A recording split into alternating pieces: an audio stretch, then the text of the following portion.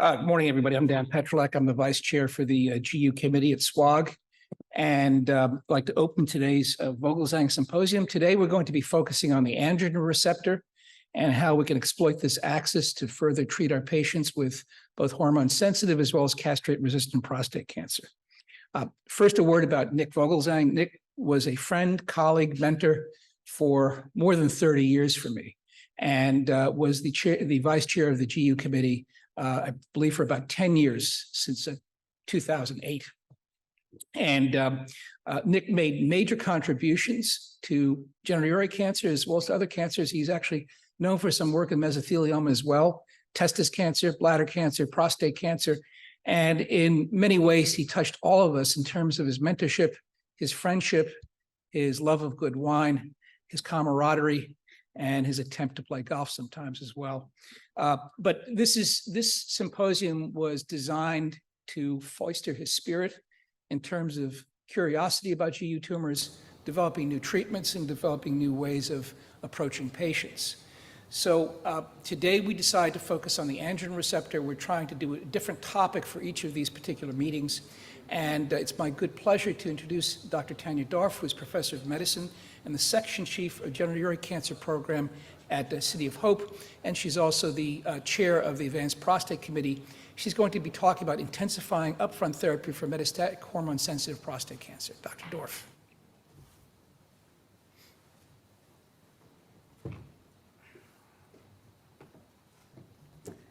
Thank you, and good morning, everyone. Thanks so much for being here. It's really an honor to be speaking at the symposium in honor of Dr. Vogelzang, who was a dear, dear colleague who is still very sorely missed. These are my disclosures. So I was asked to talk about intensification for metastatic hormone-sensitive prostate cancer as a way to set the stage for delving into some newer ways to target the androgen receptor. This, I think we can all agree, is the space that's undergone the most revolutionary landscape shift in all of prostate cancer over the last decade or so. And it started with Charted and Stampede and docetaxel. But quickly we got all of the AR-targeted agents, ABI, and then the AR antagonists, all showing a tremendous benefit when used earlier rather than waiting for castration resistance. And most recently, S1216, of course, the TAC700 trial led by Dr. Agarwal, reported a PFS benefit, though not an OS benefit, contributing to this literature. And then we moved into the triplet phase, right? So because docetaxel came first, the triplet trial, ARASENS, was really designed where everyone got docetaxel, and then the question was whether there was still a benefit to intensifying the androgen receptor suppression using darolutamide. So it answered the question of whether darolutamide was helpful, which was yes, but not what the contribution of docetaxel was. So PEACE-1 and Enzamet were also not designed to answer that question. Fortunately or unfortunately, PEACE-1 really showed that abiraterone was, again, still important. Enzamet had to allow the docetaxel just like PEACE-1 because it had become a standard of care, so some people got it, some people didn't, but it was not a randomization. So we have these triplet trials, but we don't actually know whether the docetaxel is adding something, or if so, how much. And then the other frontier is what to do about the primary for men who present de novo metastatic. There were data from Stampede that there was a survival benefit for radiation to the prostate primary in low volume disease, but that was with monotherapy. In PEACE-1, when there was intensified therapy with abiraterone, there was only a PFS benefit, not OS. So I think the question still remains open, and S1802 remains a critically important trial to fill in this knowledge gap. Not only what is the role of radiation to the prostate primary, but is cytoreductive prostatectomy perhaps a better way to go about it? Is there a differential impact on the overall disease natural history? So why do we want triplets? Well, first of all, we haven't cured anyone with metastatic hormone-sensitive prostate cancer, and I think until we do that, our work is not done.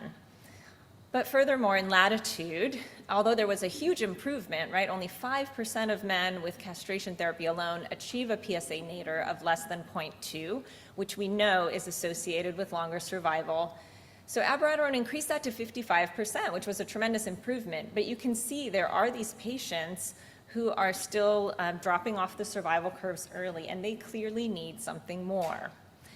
So why docetaxel? Because that's what we have data with. It's a reasonable choice, even though we can't, at present, quantify what exactly it added. This is the graphic that really stuck in my head the most, and this is why, in my practice, I do offer docetaxel triplet for metastatic hormone sensitive that is synchronous high volume. So what we see here, because we have patients who have gotten enzalutamide docetaxel or just enzalutamide, even though this is not the comparison that was being asked in this trial, what we see is that the triplet patients have this early survival preservation. So when I lose a patient within a year or two of diagnosis of metastatic prostate cancer, that feels like a tragedy. And to me, this graphic is saying perhaps we can prevent some of these early losses by being very intensive upfront. So this is subset analysis. This is not level 1 evidence per se, but I think it provides some rationale for, at least in this group of patients, to talk about triplet therapy. However, I think there's a lot of room and importance in looking at other types of triplets. Because again, why docetaxel? Is there some rationale? Lots and lots of studies have shown that we can combine docetaxel with abiraterone, enzalutamide, even TAK-700. But none of these have really shown synergy per se. They're clinically tolerable, they're safe together, they have a different mechanism of action, which we like. And Dr. Antonarakis, who we'll hear from later, provided this very important piece of evidence showing that a mechanism of resistance for both abiraterone and enzalutamide is the AR splice variant, ARV7, and that docetaxel can still work, that's what this waterfall plot here is showing, even in the presence of ARV7. However, in metastatic hormone-sensitive prostate cancer, ARV7 is not usually present, right? So this doesn't provide a compelling rationale that docetaxel is the right drug to be using early on. We usually see ARV7 only after these strong androgen receptor axis agents have been applied. So what about preclinically? Have we seen anything that tells us these drugs are synergistic? Well, work that includes one of our own SWOG committee members, Clara Huang, showed that actually the opposite, that you probably need the androgen receptor suppression in order to help the docetaxel work, but not necessarily that the docetaxel is helping the androgen receptor suppression. So what was shown here is that docetaxel, by locking up those microtubules, creates a mitotic checkpoint, and then if the androgen receptor is signaling, you can actually override that.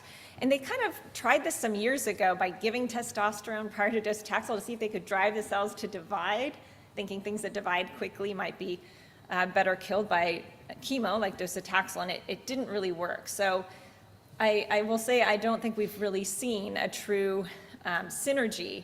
Some years ago, they also were looking at how the microtubules are necessary for the androgen receptor to transport into the nucleus. Eleni Evstathiou from MD Anderson showed some work on that.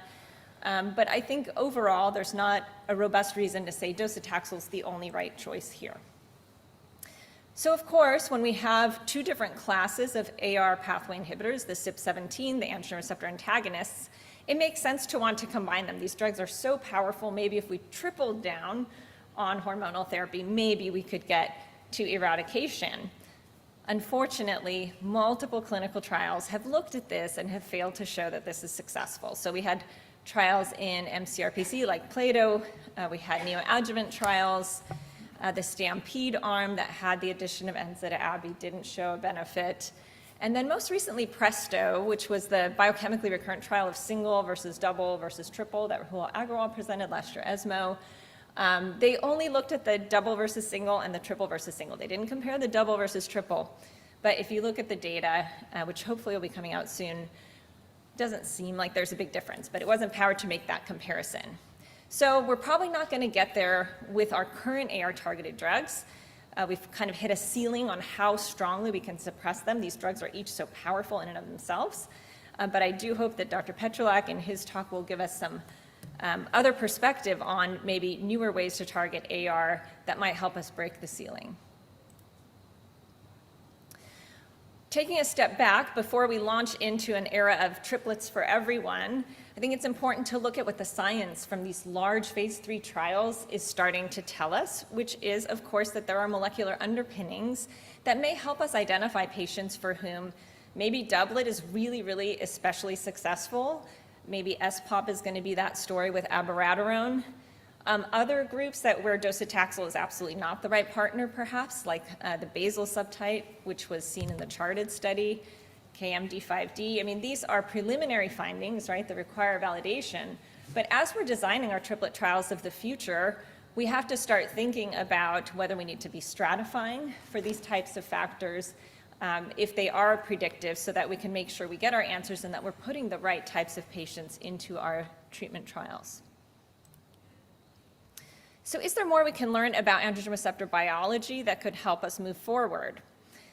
I'm privileged to work with Rick Kittles and Leanne Burnham, who were at the City of Hope before they moved to Morehouse School of Medicine recently.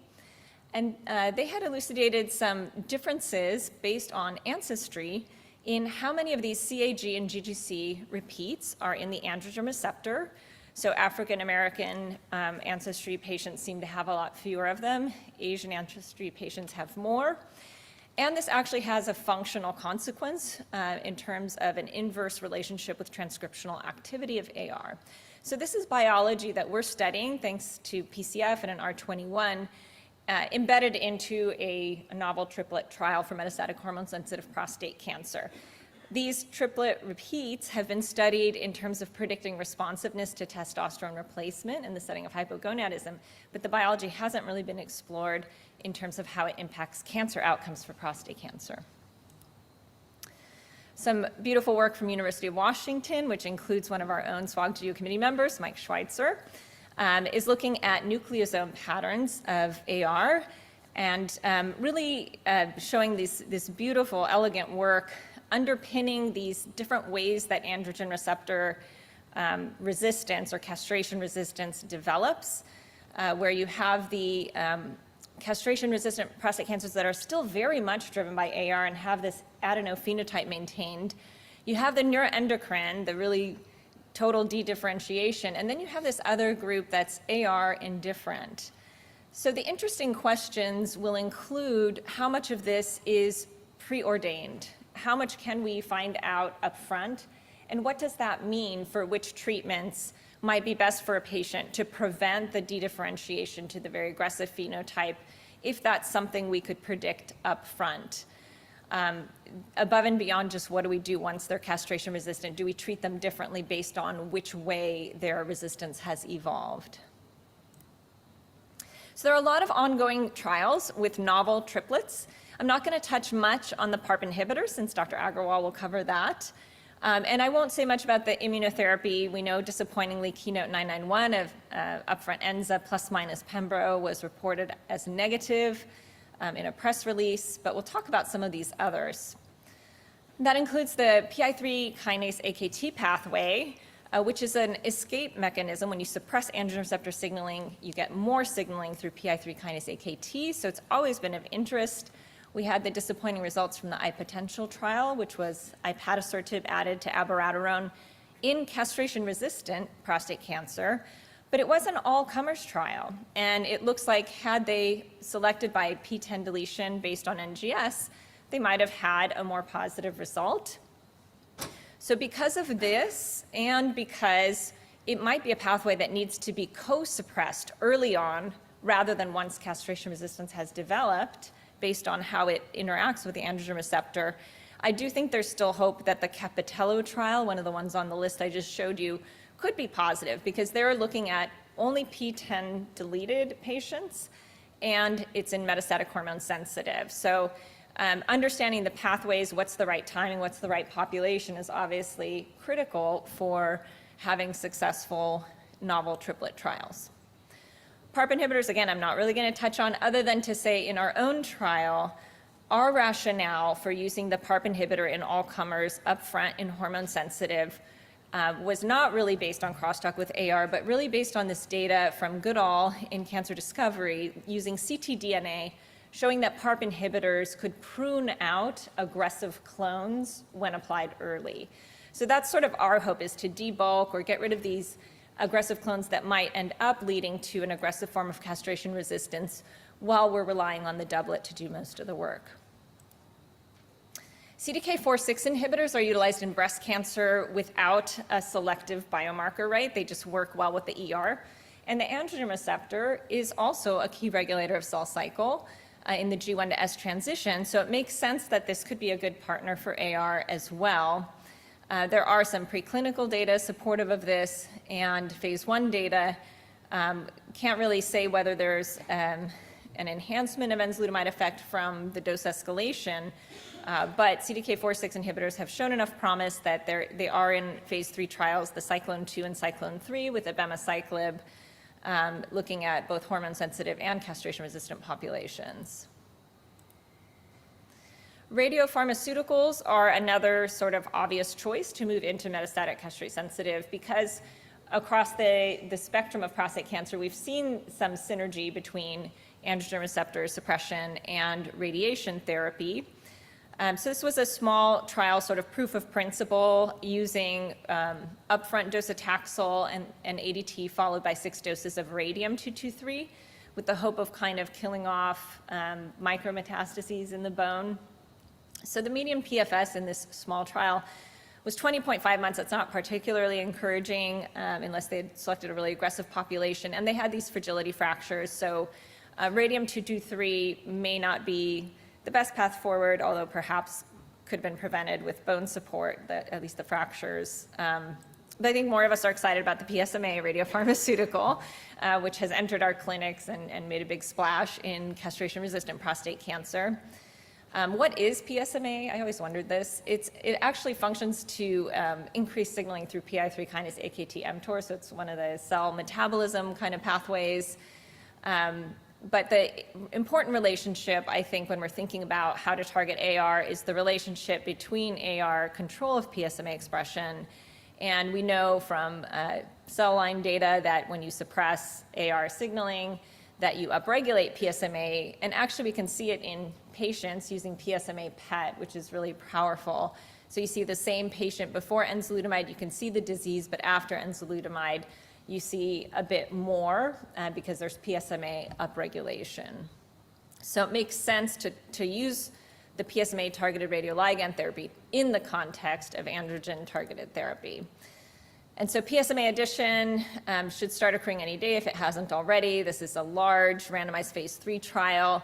They are using an ADT plus AR pathway inhibitor doublet backbone, and then randomizing patients to get the 6 doses of lutetium PSMA or not.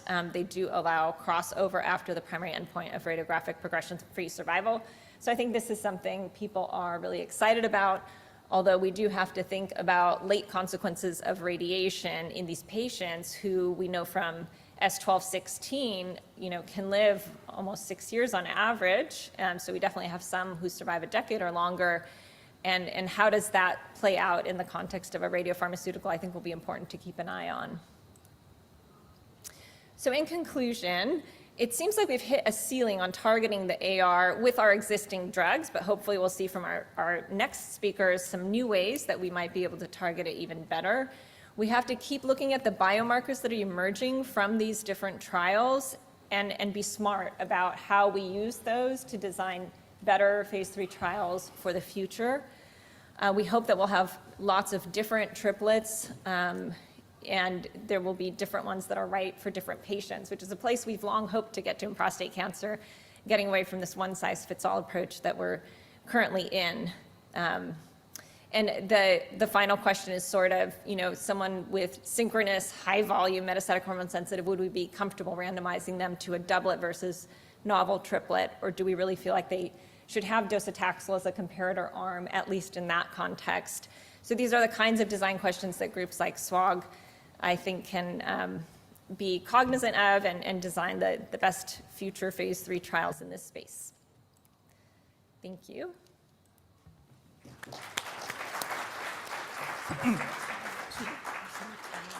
Oh, I'm sorry. Okay, great. I'll try to keep people on. I didn't realize there wasn't a timer.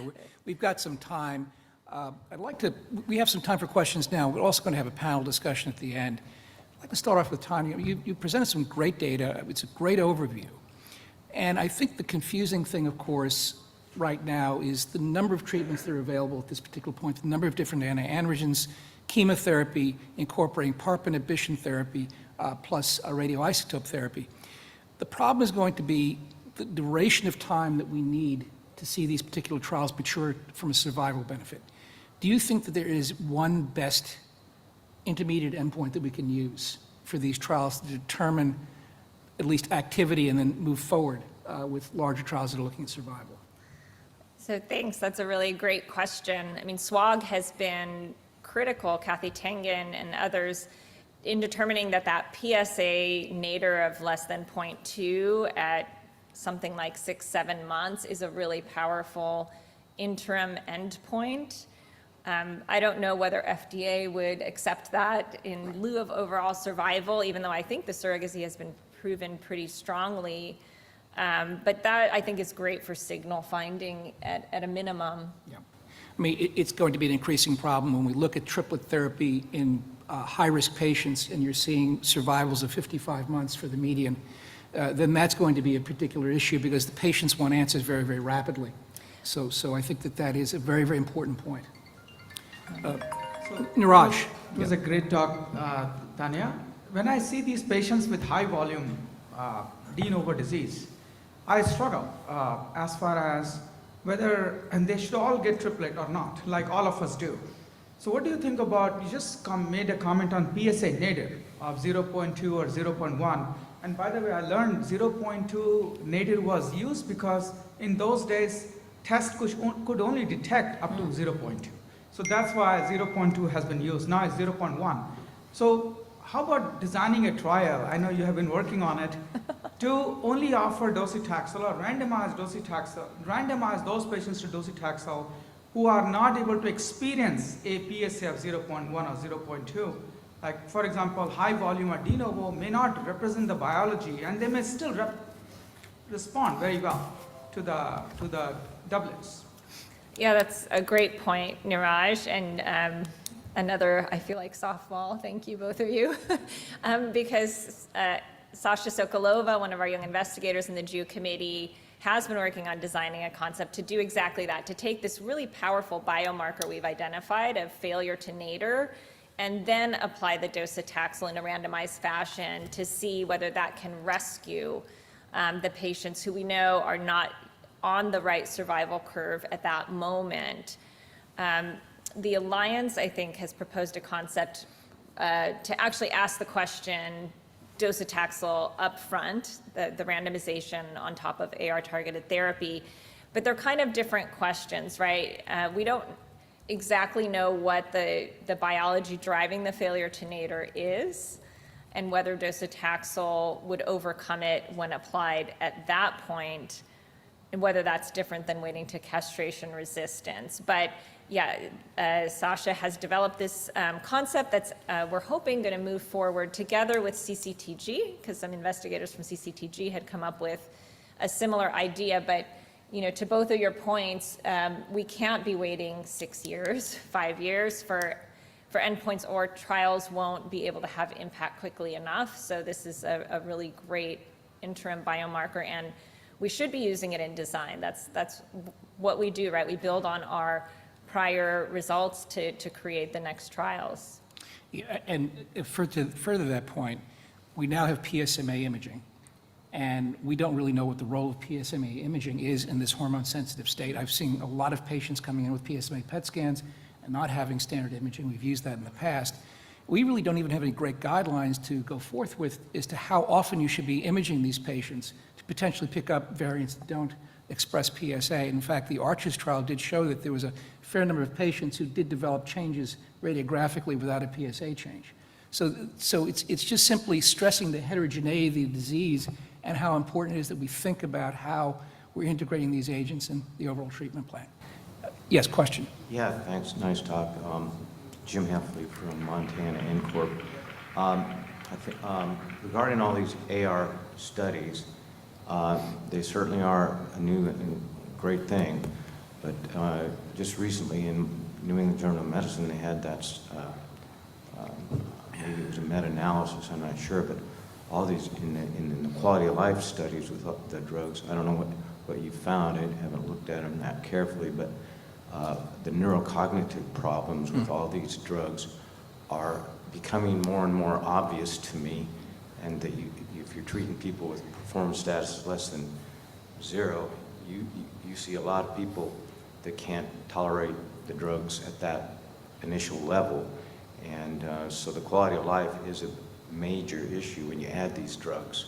Some people just can't tolerate, a lot of older people can't tolerate it, and you have more falls and more admissions for neurocognitive problem. I recently had a guy that they thought had a stroke, and they worked him all up, and it was just the enzalutamide, you know, and things like that. So I mean, I think it's important to keep struggling for overall survival benefit, but you know, when you have the quality of life changes, you have to modify it sometimes. So.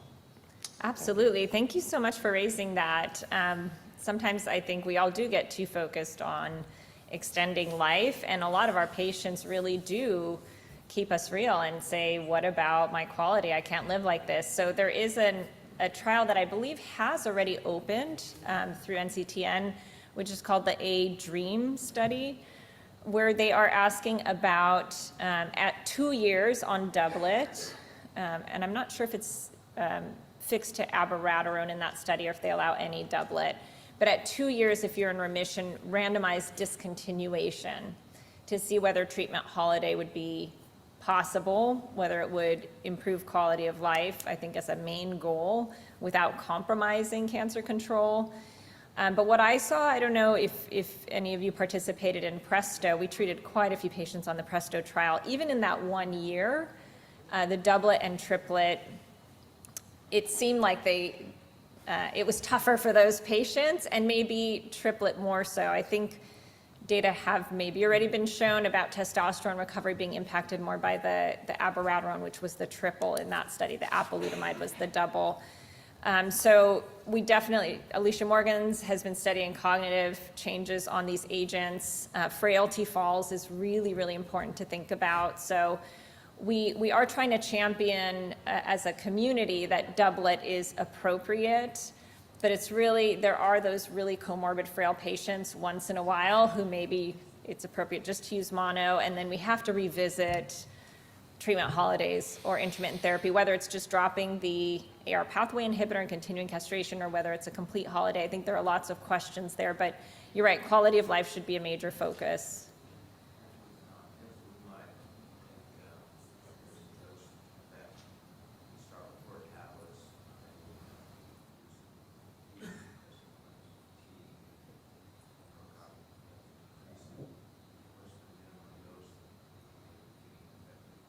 Yeah, that's a good question. Please use the mic. Enzalutamide, the question was enzalutamide, you know, we use the 4 tablets or 160 milligram dose, and is there maybe, you know, a lower dose that could achieve just as much benefit, and that might mitigate some of the toxicity in terms of the cognitive changes? Yeah, these are all good questions for sure. Especially from the fact that the phase 1 data showed responses down to 40 in castrate-resistant patients. So the real question is, and when we're talking about intensification, then we also start thinking about de-intensification as well in the appropriate patient. Yeah, Dr. Kish. Just a comment, because I tend to start low and go up as opposed to starting high and go down. And that seems to work, especially in the older patients, that they start low and they can tolerate it better. If you start high, they fall, they do stuff, and then they don't want to go back on. So what I do with my patients is I start them out on 1 and gradually build up to the 4. And that seems to be able to tolerate it better, and you can stop before they get into trouble. Great point. Actually, the package insert says that you should be giving the drug in the morning. I tell my patients to take it before they go to bed. So they peak at nighttime, and that actually does make a difference in their fatigue level in some respects. Yes. My name is Sheila Tejwani, medical oncologist from Henry Ford in Detroit. And I agree with Julie, but my question was about, you know, the lot of questions have been about quality of life issue for metastatic castrate-sensitive prostate cancer, and the triple therapy is very hard to treat. And my question was, Dr. Mahausen presented in GU ASCO this year about high-risk disease versus high-volume disease. Do you have any comments? Yeah, I think there's still a lot of discussion surrounding which definition is better, the high volume from charted versus the high risk from latitude. I think in the end, Dr. Hussein's point was that the drug worked regardless of the definition, but it seems like high volume seems to segregate out a little bit better potentially who is most aggressive and needs the triplet, in my opinion, in my review of the literature. But I think it's sort of still an open question. Terrific. Fantastic presentation. I really enjoyed that, and I think we learned a lot from it. And I'd like to move on to our next presentation.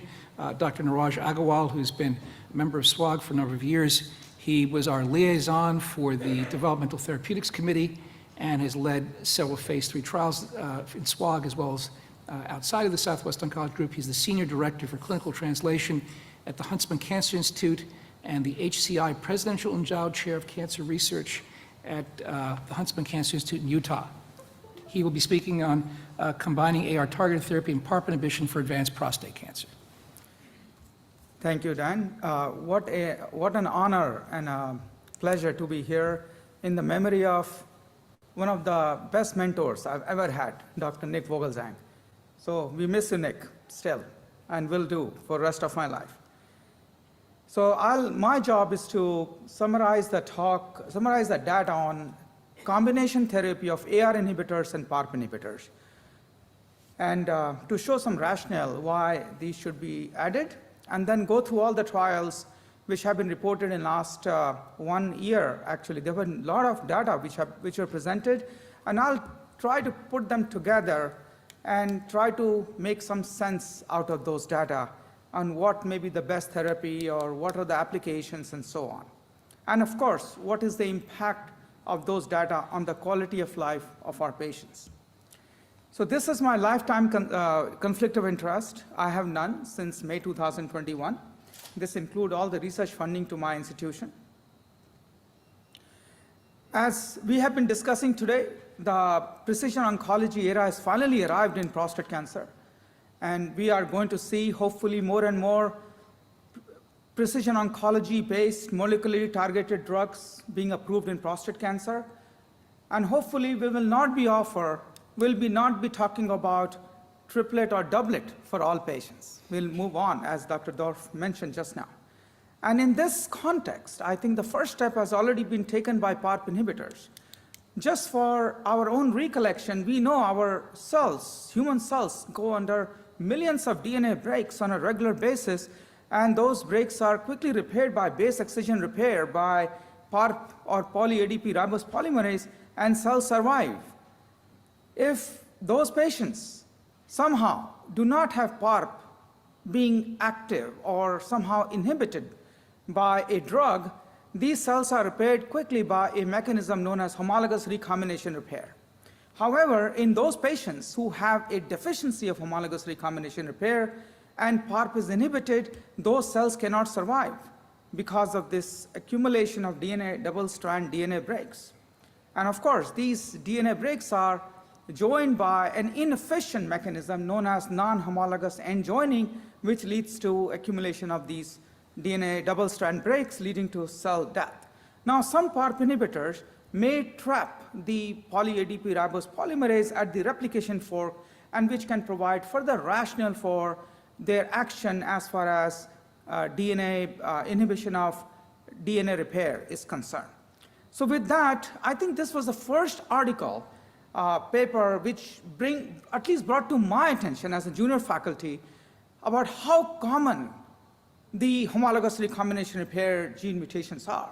And in this paper, Dr. Colin Pritchard and colleague reported for the first time the magnitude of this problem. Almost 11% patients with prostate cancer had DNA repair gene-related mutations in germline DNA. And then we looked at, in collaboration with Dr. Antonorakis and many other colleagues in the field, we looked at more than 3,000 patients in tumors. And we looked at, again, we found a very similar theme. These DNA repair genes or homologous recombination repair gene-related defects were quite common. Now, there is agreement that we have almost 25% of our patients with metastatic CRPC who have these predisposition to PARP inhibitors. This is not a small number. This is 25% patients of metastatic CRPC, one of the most common cancers affecting men or causing cancer-related deaths in men. With that, I'd like to move on to the data on monotherapy with these PARP inhibitor before I go to the main topic of the discussion, which is combination therapy with PARP inhibitors. So we can see all these PARP inhibitors, many olaparib, rucaparib, niraparib, and talazoparib, they all have single-agent activity in patients who have DNA repair mutations or homologous recombination repair mutations. And we have compiled this data in a recent article, and references right here. This is an open access article. Now, does it have any rationale to combine these PARP inhibitors with AR inhibitor? Does it help? Should it help? So we know there have been preclinical rationale, preclinical data for years now. I think the first data were presented in 2008, that when cells are targeted by AR, targeting drugs, that leads to upregulation of PARP. And in simple terms, PARP is coming to the rescue of these cells which are being targeted by AR signaling inhibition. And opposite happens when cells are treated with PARP inhibitor, somehow leads to downregulation of AR. And we further looked into these data, and we, as I said, this is an open access paper. We have compiled all the data supporting the preclinical or clinical rationale for combining PARP and AR inhibitor. If you have interest, feel free to access this article. It just came up. So what was the first, when were the first data which were reported? And this happened in 2018 by Dr. Noel Clarkson team, and they randomized 150 patients, and I think this was the first study in this direction, looking at the efficacy of PARP inhibitor in combination with AR signaling inhibitor. So these 150 patients were randomized to abiraterone versus abiraterone plus olaparib. And we saw there was some signal in patients who did not have homologous recombination repair mutations. And this study led to, which was published in Lancet Oncology in 2018, ultimately led to these 4 studies: PROPEL trial, Magnitude trial, TALAPRO-2 trial, and CASPAR trial. I just heard that CASPAR trial is no longer accruing, so accrual has been terminated. But I'll talk about the data on the first 3 trials. Before I move forward, I always hear about this population not being existent. Patients who have metastatic CRPC, they have not been exposed to PARP or AR inhibitor, doesn't exist or somehow is not there. And that's why I came up with this schema to show, and we will publish these results very soon, how many patients actually develop metastatic CRPC from metastatic hormone-sensitive prostate cancer. If I'm not mistaken, most of the articles we have looked through, the prostate cancer, the de novo metastatic disease present only in 5 to 10% of total metastatic disease patients. So de novo metastatic prostate cancer is the presentation in a very small number of patients. And when you go to the overall SEER databases or big databases, the most common way prostate cancer present is through localized prostate cancer, and 20 to 50% patients unfortunately have recurrence despite radiation therapy or surgery. That is called biochemical recurrence, as we all know. That is treated with intermittent or continuous therapy. And when then PSA rises, we do PSMA scan or conventional scan, these patients are found to have metastatic CRPC. And that is the most common presentation or way metastatic CRPC starts in our patients.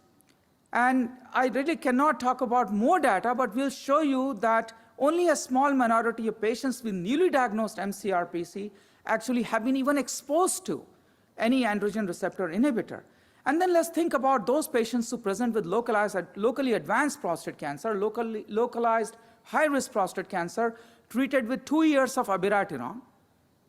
Will they ever recover their testosterone? At least in my clinic, they never do. So when they develop MCRPC, they develop MCRPC with a limited duration of abiraterone exposure. And then, of course, we have patients in metastatic hormone-sensitive prostate cancer. We have shown recently that less than 50% patients have received AR inhibitor until 2022. So with that, this is a pretty large patient population, and there will continue to be patients who have never been exposed or not progressed on an AR inhibitor. So now let's look at the second point. Why intensification works? I think one of the reasons why intensification works in metastatic prostate cancer is because half of the patients don't see subsequent line of therapy. In fact, median line of therapy given in metastatic CRPC setting in the US is 1.4. So if patients, we know we lose half of the patient. This is an article by Dr. Dan George and team, and we have further looked at more than 10,000 patients in Flatiron database. Consistent theme, half of the patients don't see second line of therapy or subsequent line of therapy, and that may be one of the reasons why intensification of therapy works. So with that, I'll go to the PROPEL trial, which was presented by Dr. Fred Saad and colleagues, later published in NEJM Evidence. In this trial, large trial, 800 patients, and patients were randomized to abiraterone versus abiraterone plus olaparib. The patient population was equally distributed in both arms. We can see this was unselected patient population. Everybody who had MCRPC were recruited. We can see 27.8% patients had homologous recombination repair mutations. So around similar figure what we have been speculating for a long time, that about 25% patients in MCRPC setting have HRR mutations. And this trial again showed that it is very similar to what we have always speculated. Radiographic progression-free survival was met, and we can see that benefit was present. I'm not able to move the slide. Okay, thank you. The benefit was present in both HRR mutation positive or negative cohort, although the magnitude of benefit in this cohort was, the HRR mutation positive cohort was more pronounced. There is no doubt. The responses were much higher in terms of objective responses, whether complete response, partial response, and when 58.5%, 4% patients are responding, and when patients, if you look at BRCA2 and BRCA1 mutation positive patients, they were like 12 or 13% patients, the responses are happening in way more patients than who are BRCA1 and BRCA2 positive, or who are positive for BRCA1 and BRCA2 mutations. And I'll show you similar data coming out from all trials. So there is benefit in patients who are negative for HRR mutation the way we are testing them. We are not saying they're really negative, but the way we are testing them, they are negative. The benefit is present in those patients. Now, if you look at time to first subsequent therapy, time to second progression or death, all seem to be favoring the combination arm. Now, if you look at the side effects, anemia, fatigue, or gastrointestinal side effects, hematologic side effects, are very commonly happening class effects. Most of these side effects happen in first 3 or 4 months. And as long as we are able to reduce the drug in those patients who are going to develop grade 3 or 4 side effects, these patients do really well over time. So in my practice, I follow these patients upfront quite frequently, every 15 days or every month, depending upon how severe the anemia is at the baseline. And most patients, almost half of these patients, have grade 1 or 2 anemia at baseline, because this is a patient population with metastatic CRPC.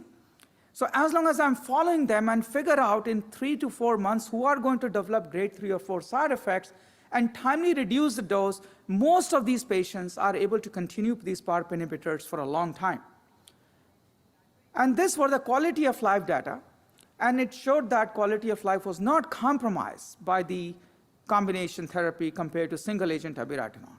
Although final overall survival was not met statistically speaking, it did not meet the pre-specified criteria for statistical significance.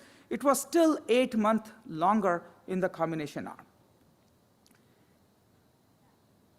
So let's go to the magnitude trial.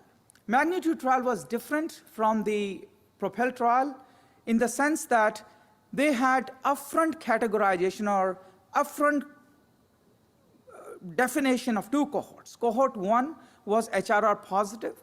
Cohort 2 were patients who did not have HRR negative, who did not have HRR mutations by prospective tumor tissue testing. And in this trial, patients were randomized to get abiraterone plus niraparib versus abiraterone. The HRR negative cohort or HRR mutation negative cohort accrual was terminated early on after it was evident that these patients are not going to have benefit, mostly based on PSA progression. So the termination of HRR mutation negative cohort, the accrual was terminated mostly based on PSA progression. But if you look at the patients who were HRR mutation positive, the benefit was clearly present, and it was present in BRCA1 and BRCA2 patients, and also in patients who did not have, who had mutations beyond BRCA and BRCA2 mutations. So if you look at the side effects, all these PARP inhibitors have mostly overlapping side effects, but some of them have unique side effects. So niraparib is characterized by hypertension, arrhythmias, ischemic heart disease, so more cardiovascular side effects than other PARP inhibitors. But even those side effects, if you look at grade 3 and 4 side effects, they are quite uncommon. But this is the uniqueness of the side effect profile of niraparib. Again, if you look at the quality of life data, it was quite well maintained in these patients, despite being treated with 2 drugs versus 1 drug. Now, if you compare these 2 trials with the caveat of across the trial comparisons, we should not be doing it, but because we have to select treatments based on these data in very similar patient population, we can see here that abiraterone plus niraparib combination seem to be slightly less effective. Again, across the trial comparison, it is fraught with challenges. There are different patient populations, different drugs, different selection criteria. But if you just have to compare these 2 trials, we can see if you look at BRCA1 and BRCA2 patient population, abiraterone plus olaparib combination seem to be doing better than abiraterone plus niraparib combination.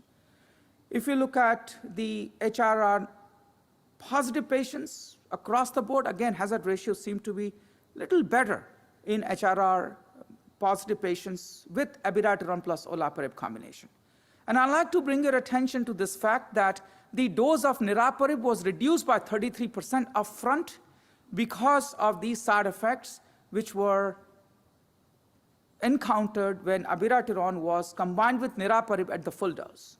So it may be because the niraparib dose was reduced, but right now both combinations are approved for patients with newly diagnosed mCRPC and who have BRCA1 and BRCA2 mutations. So let's go to the TALAPRO-2 trial. This is the last trial I'm going to discuss. We just published that. If somebody wants to have an access, this is an open access paper. So this trial was, again, a uniquely designed trial. Every patient had prospective tumor tissue testing done. There were 2 cohorts. First cohort was accrued first. So 800 patients were accrued, all-comer patients. Everybody had prospective tumor tissue testing. We found that one patient who did not. So earlier I used to say 99.9%, but now it is 100%. And then once that cohort accrued, finished accrual, 230 more patients were accrued. So they were who were HRR mutation positive patients. So now I'm going to be talking about those patients first who were HRR all-comer basically, who were accrued in the first cohort. So you can see here again, the distribution of these mutations were as expected. BRCA1 or BRCA2 patients are, if you put them together, there are 7% patients. So they are not overtly represented in this trial. CDK12 and ATM mutations are quite common mutations. The primary radiographic progression-free survival was met, 37% reduction in risk of progression or death in these patients who had positivity or negativity established by prospective tumor tissue testing. If you look at the subgroup analysis, there is no doubt everybody seemed to be benefiting, regardless of whether they have HRR mutation present or not, although degree of magnitude varies. If you look at the non-deficient patients by prospective tumor tissue testing, There's no doubt that the benefit is present with the combination. Time to PSA progression, time to cytotoxic chemotherapy, time to subsequent progression, all seem to be present. Now let's look at the response rates again. How many patients had BRCA1 and BRCA2 mutations? 7% patients.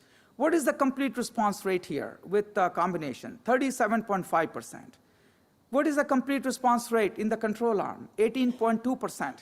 So if you look at the number of patients who had BRCA1 and BRCA2 mutations, 7%. If you look at objective responses, we are talking about 62% patients having objective response. The benefit has to be extending beyond those patients who have BRCA1 and BRCA2 mutations. Now we need to find out who are really benefiting, how they are benefiting. But these are the data supporting, in my view at least, supporting the benefit beyond, in patients beyond BRCA1 and BRCA2 patients. If you look at the side effects of the combination, again we can see these side effects happen early on. 3.4 months is the median duration of onset of grade 3 or 4 anemia. But if you see actually how many patients had to discontinue talazoparib, and these patients are receiving talazoparib for years in this trial. This is first-line mCRPC trial. Only 8% patients are discontinuing talazoparib because of anemia, and 80% patients, or more than 80% patients, are able to maintain the median dose intensity of talazoparib at 80% or more. So again, recognizing these side effects early on and reducing the dose in those patients who require dose reduction. 49% patients had grade 1 or 2 anemia at baseline, and you need 1 point decrease in the hemoglobin level to reach grade 3-4 anemia.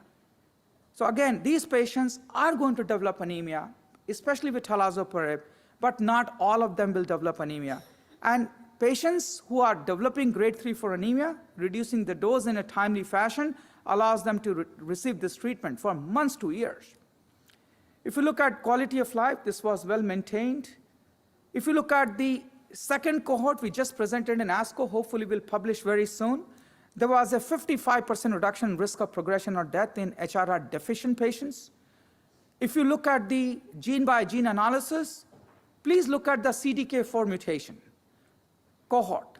There is a risk reduction for progression or death of 0.49. That is 50% reduction in risk of progression or death in CDK12 positive patients.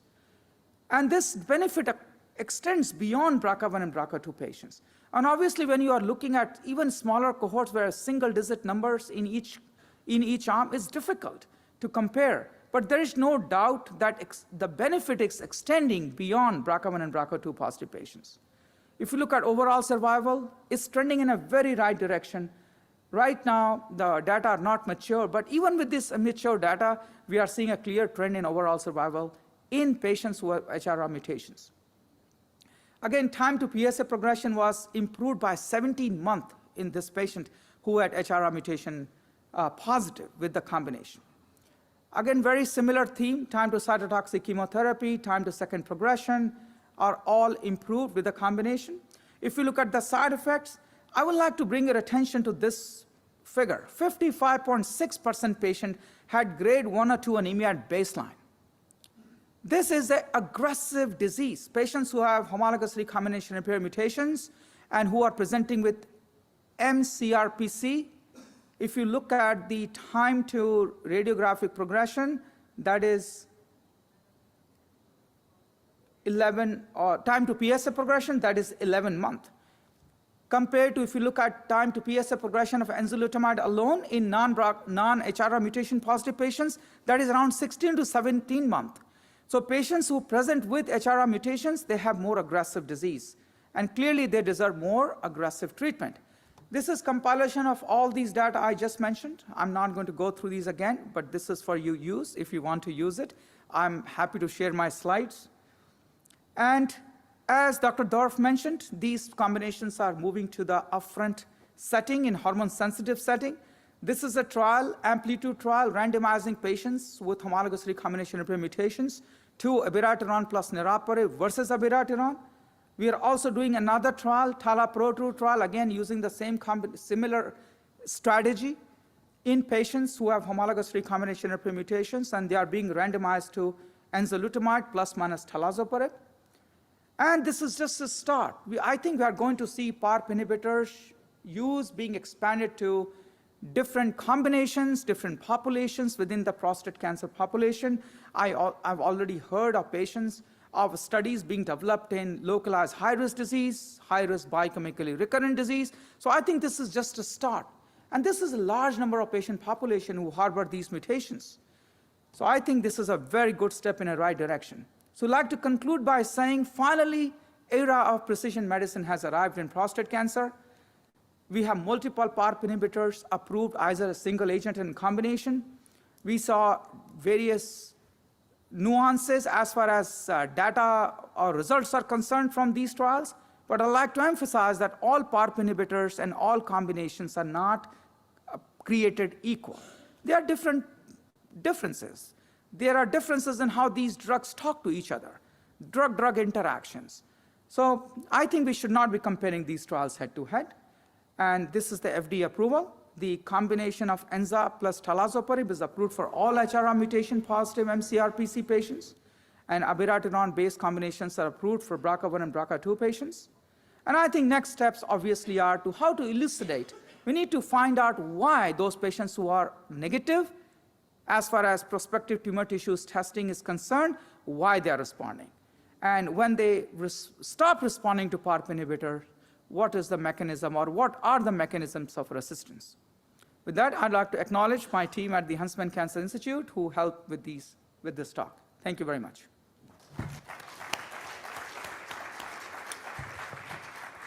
Excellent talk, Niraj. I'd like to open up the floor for questions. So I'm come from a community site, Scott Delacroix. Assuming a patient is germline negative, when is the optimal time to be doing tumor tissue testing? After what number of lines of therapies? Should it be repeated? And what is the optimal test? Is it tumor tissue testing? Is it serum? Do we have answers to that, or is it just based upon whatever was done in the trial? Yeah. Scott, that is a great question. We always encounter this issue, when to test these patients. When I see a patient with metastatic prostate cancer for the first time, I order CT scan, bone scan, CBC, testosterone level, PSA level, and tumor comprehensive genomic profiling. From the PROfound trial experience, we saw that 27% or 29% patients were otherwise eligible for the PROfound trial, which randomized patients to olaparib versus alternate NHT and led to approval of olaparib. 30% patients were not eligible just because they did not have sufficient quantity or quality of tissue left. So by the time patients, as we saw, most patients develop MCRPC from localized prostate cancer. And these tissue, once they are more than 6 or 5 years old, they cannot be used for testing. So I test them as soon as I see them, not wait for emergence of MCRPC because we lose quantity or quality of tissue. And I use any tissue. If tissue is not available, I use ctDNA testing. And if ctDNA testing cannot be done, I biopsy these patients. Is there any data out there that looks at serial biopsies, the primary tumor, and then they develop metastatic disease, they got Abby, got another metastatic site, they develop CRPC, is there anything that shows the natural history of the development of these mutations? Because it would seem obvious that you're going to get these in the tumor. Yeah. So if patient is, that's the second part of the question. If patient is negative on the first testing, when they develop MCRPC, do I test again or not? I think that's a question, right? And answer is, I won't biopsy them to test again for the homologous recombination repair mutation. That's my practice. If they did not have HRR mutation in the first testing, and if they develop HRR mutation, when they develop MCRPC, I'm not going to biopsy them to look for that. If I can do ctDNA testing, which I do, and they show new BRCA2 mutations or BRCA1 mutations or new HRR mutations, yes, that's fine. I consider them eligible. But that's my practice. You bring up a really excellent point, because we have actually several patients where we've done sequential ctDNA testing, and we've actually seen BRCA develop over time. There's nothing in the literature that says what's the frequency of somebody who develops BRCA. When do you retest a patient? Do you do that if they have a change in their clinical characteristics, going from non-visceral to visceral disease? I think this is an important question because insurance companies don't necessarily allow for sequential testing. Some do, some don't. And clearly it's going to make a difference in our patients if we can find something that you can then target later on in the disease, which may not have been present earlier. And it certainly makes sense as a genetically unstable tumor. Yes? Hi, Laura Graham from University of Colorado. Not my question, but I do think that brings the question of whether or not that's really a driver mutation, though, if you find it later in the disease. But my question, and thank you for that really excellent overview, Niraj. My question was really on post-protocol therapy. So do we really understand whether the benefit is synergistic or sequential? Because if I'm remembering correctly, I think PROPEL, very few patients, even BRCA mutated, went on to receive subsequent PARP. So just curious your thoughts on that. Yeah. So I think, Laura, I will modify your question for my sake, for more clarity. If olaparib is approved in these patients, why should we be treating them with abiraterone plus olaparib up front, and why shouldn't we sequence them? Is that correct? Is it the right interpretation of your question? Correct. Just understanding that I think without an OS benefit in patients who didn't receive subsequent PARP inhibitor, have we really answered that question? Yeah. So first of all, real-world data, and these are not like CA databases. This is from Flatiron. So they are extracted from the electronic medical record. We know from 10,000 patients that half of the patients don't receive subsequent line of therapy. So anytime patients are allowed to have their disease progress, I think there is definitely an attrition. Now that is 60% in bladder cancer, that is maybe 40% in kidney cancer, and that's around 50% in prostate cancer, if you just talk about GU cancer. That's my experience.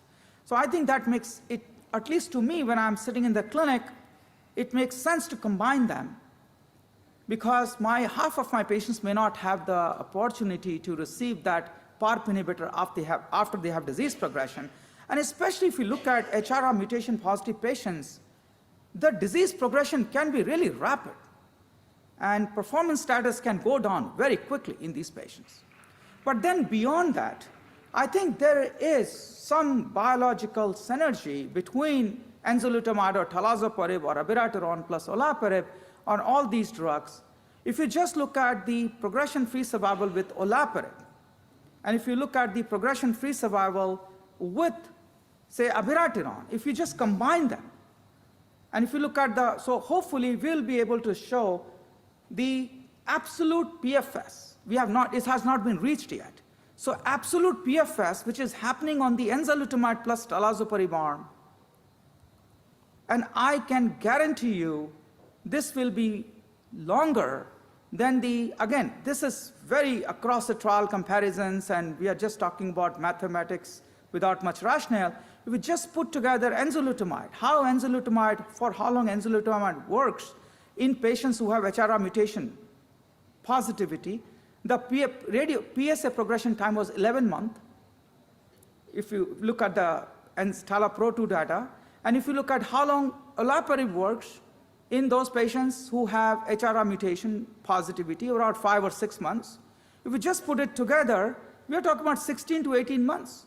And if you look at talazoparib plus enzalutamide, median PFS, if you just look at the not reached versus the lower value, it is already 28 months.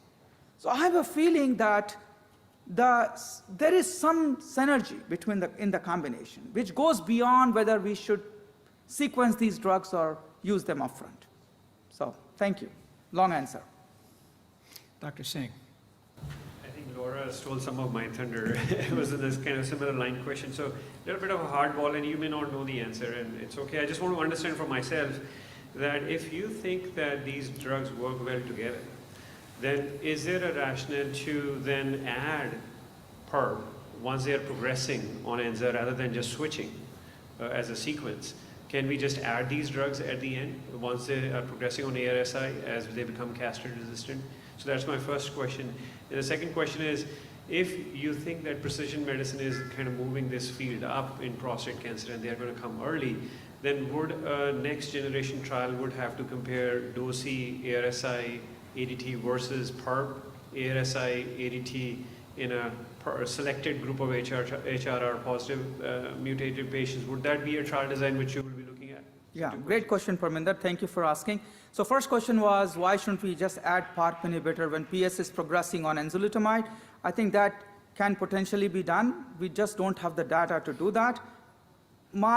Based on my own experience, early intensification works seem to work. We have the data to support that. We just don't have the data to support adding PARP inhibitor when PS is progressing. So until we have the data, we cannot use it, obviously, but I think there may be a rationale, which I don't know.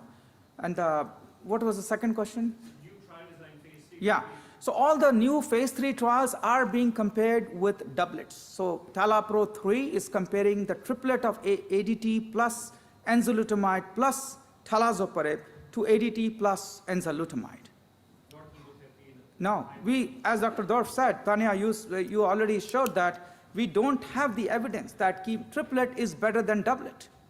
Triplet of chemotherapy is better than doublet of ADT plus and ARPI. We don't have the data. Okay. Terrific, Niraj. Yeah, thank you very much. Excellent overview.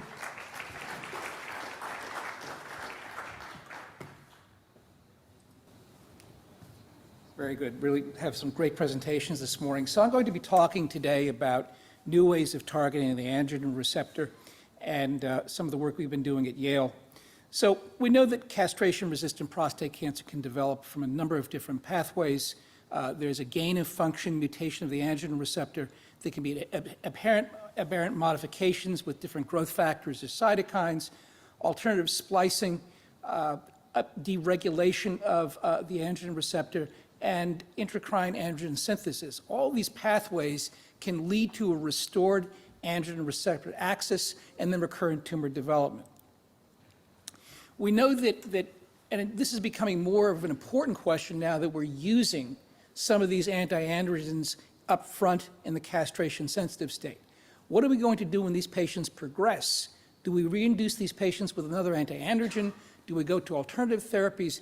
Does resistance in the castration-sensitive state translate to resistance in the castrate-resistant state? Really don't know the answer to these questions.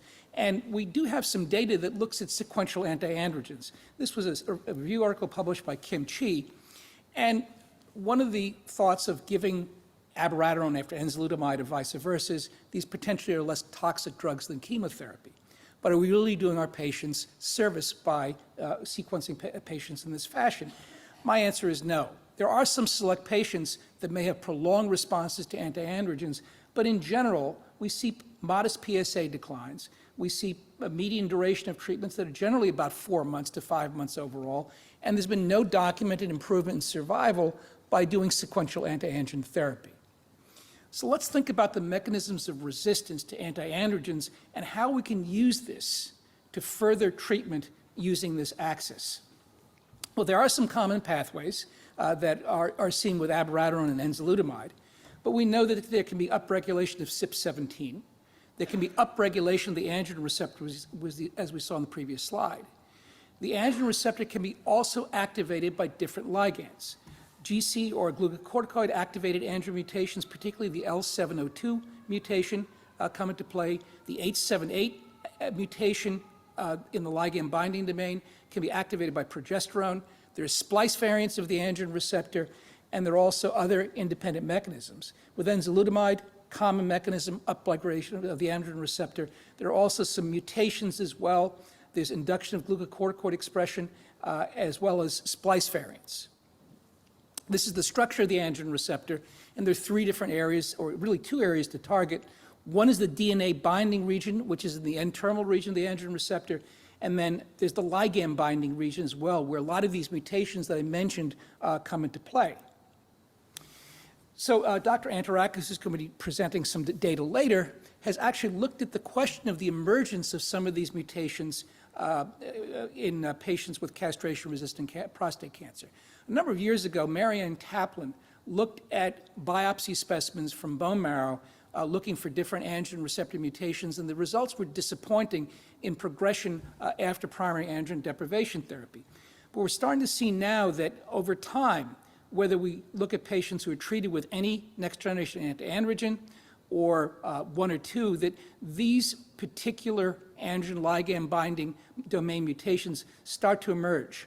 And the prevalence is about 15 to 20%, as we see here with LH702, that in pre-therapy it's 5%, 6% can gain it, so 11% post-therapy. Same thing with 720H, that you have about a 33% pre-therapy, but it goes up to 10%.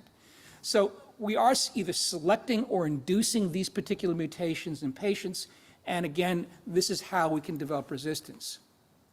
This is also another report of two patients that have been treated with abiraterone or enzalutamide, and we see that there are emerging copies of 720H, 878Y, and 878A that occur in these patients at progression. So how can we target this? How can we exploit these mutations?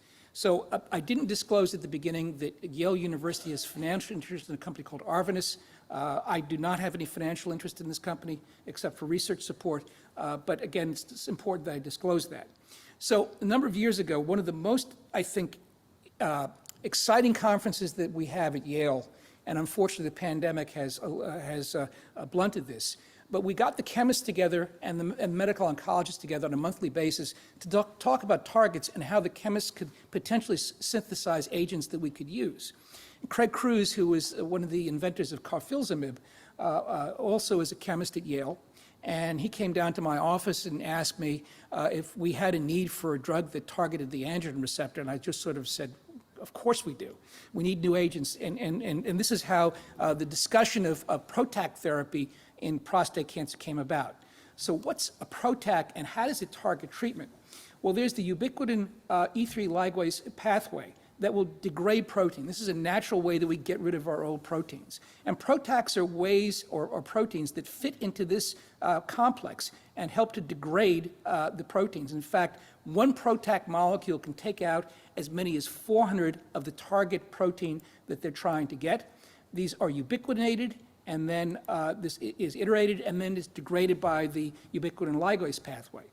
So a PROTAC is basically a protein that will target and help to degrade particular receptors. So there's a ligand binding domain which targets a specific protein, a linker region, and then this area will recruit the E3 ubiquitin ligase to degrade the protein. The Yale newspaper, unfortunately, put as a title, using dumbbells to treat drug-resistant prostate cancer, and put Dr. Cruz's picture and my picture up.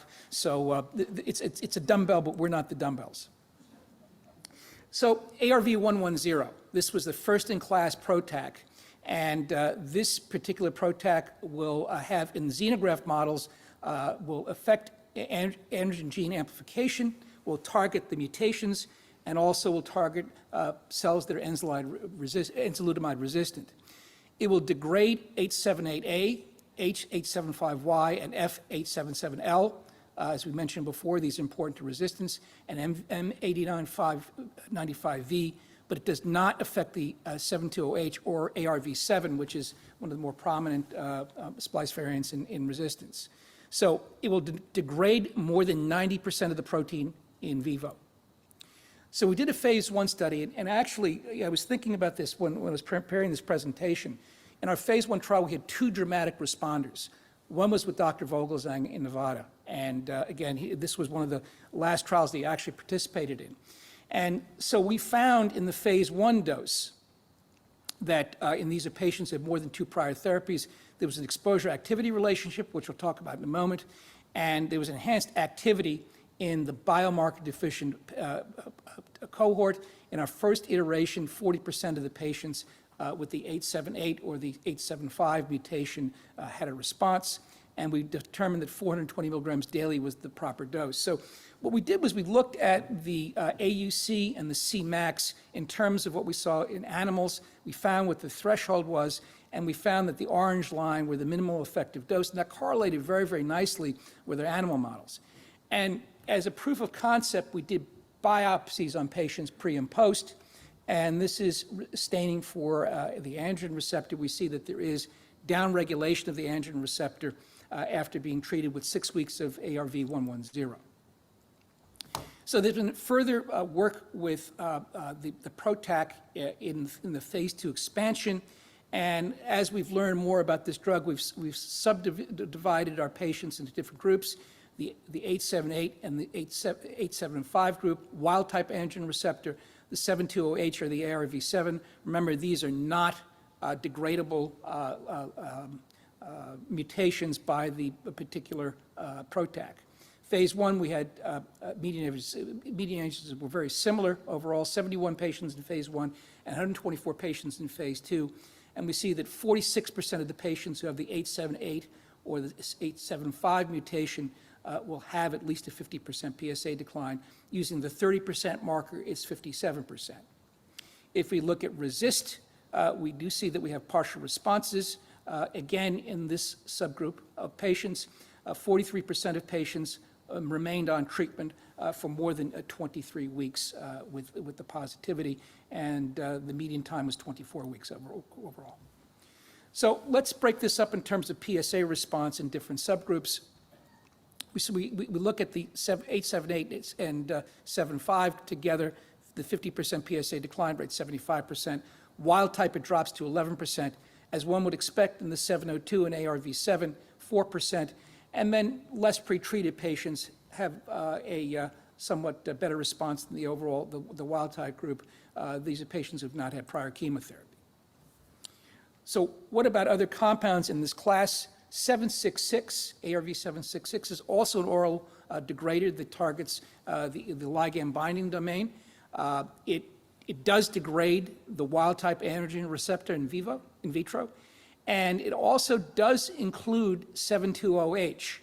And in murine models will provide robust degradation and activity. And we are now currently doing phase 1 trials with this particular drug. This is a gel that shows how the wild-type and VCAP cells have degradation of the androgen receptor. We see again it's dose-dependent. And when we look at the different mutants, there also does seem to be very similar activity. And again, the 72OH does have a degradation by the 766 molecule, whereas the 110 does not show degradation. And then when we look in xenografts, again, we see the same pattern that you can see inhibition of growth of tumor, and it's dose-dependent with ARV-766. And interestingly, you can still have tumor inhibition if you add back testosterone to these particular models at high androgen concentrations. So this drug is moving forward in phase 2. Hopefully we'll report the data out at some time in the next year, and there will be a presentation at the ESMO meeting looking at the correlation between progression-free survival and the androgen receptor mutations in the 110 study. How else can we target the ligand binding domain? Well, as we mentioned before, some of these particular steroids will activate the androgen receptor in mutated patients. And ODM-208 will shut down basically be a pan-synthesis inhibitor of steroid molecules. And when we look at the response rate to ODM-208, in all patients, it's a 32% response rate. As one would expect, as we saw in our slide with what these ligand mutations do, if we look at the AR binding ligand mutations, it goes up to 68%. In negative, it's 8%.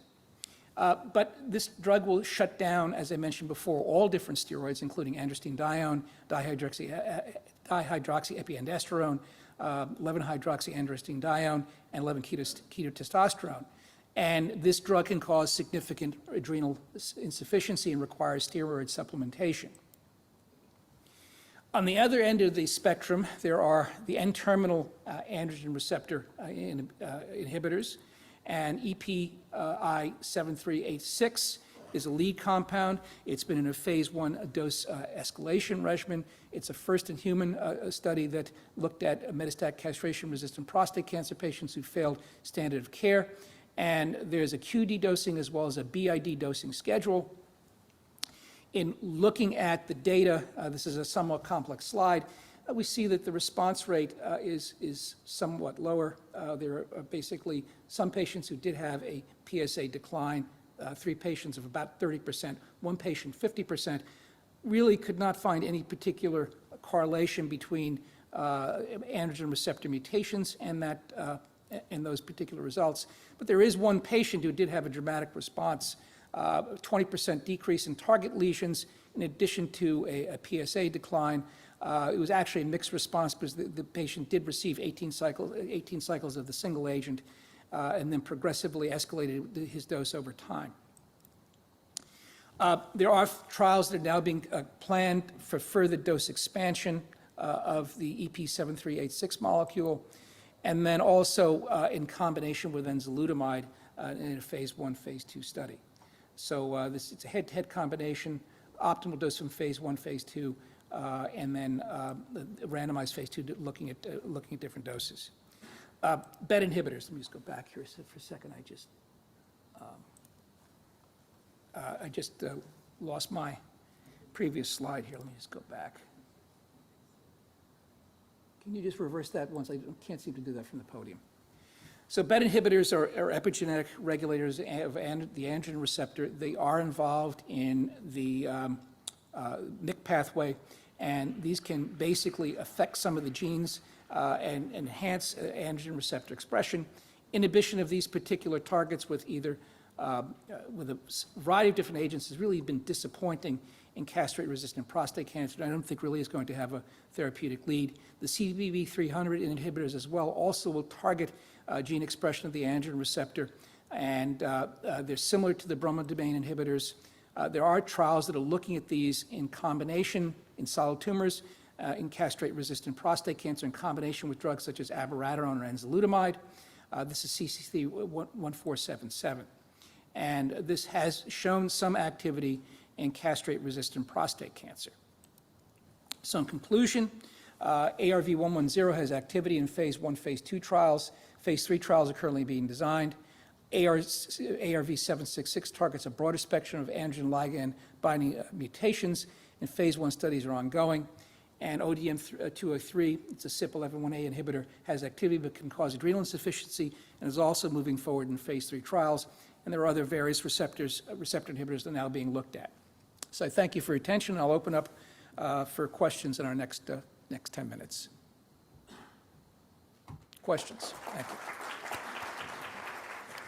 Lucky. Dan, I have 2 questions, an easy one and a hard one. I'll ask the easy one first. So the 2 AR degraders that are under development, how persistent is the AR degradation, at least in the preclinical models? After a dose, when does the cell figure it out and make more? We really have not explored the mechanisms of resistance to these PROTACs. The effect usually goes away in 24 hours, and that's why it's requiring constant dosing. It's an oral dose, constant dosing for the patients. But at this point, resistance mechanisms are not really clear. Okay. And the hard one has nothing to do with your talk. I was talking to Olka in the back earlier. It's about imaging in patients with prostate cancer. Now with PSMA PET being widely available, how does that factor into our practice vis-a-vis the conventional imaging that we do? So do we all have to do CT, bone, and PSMA PETs now and just add to the cost and inconvenience to our patients? Or can we get rid of bone scans, replace that with a PSMA PET, if that's positive, assuming insurance companies pay for it? So I think that's a great question. The question is, what are you going to use the data information for? So if I have a patient with a rising PSA and no evidence of metastatic disease or first PSA rise, I tend to go with a PSMA PET scan first. And some insurance companies are requiring that these patients have negative imaging to begin with, because I can potentially radiate an oligometastatic site, I may want to change my treatment based upon that. In a castrate-resistant patient, I think it's a different issue. Do you need to do a PSMA PET scan to assess response? You are going to miss some areas in the liver because the liver does not necessarily make PSMA. I've also seen a lot of false positives. We had a couple of cases of bone metastases in the ribs that have been false positives. I had a patient who we thought had a brain met, and it turned out that he had a medulloblastoma, which was completely different. So you've got to really look at this in terms of the clinical context. In the castrate-resistant state, remember that for clinical trials, these are not accepted at this point as standard.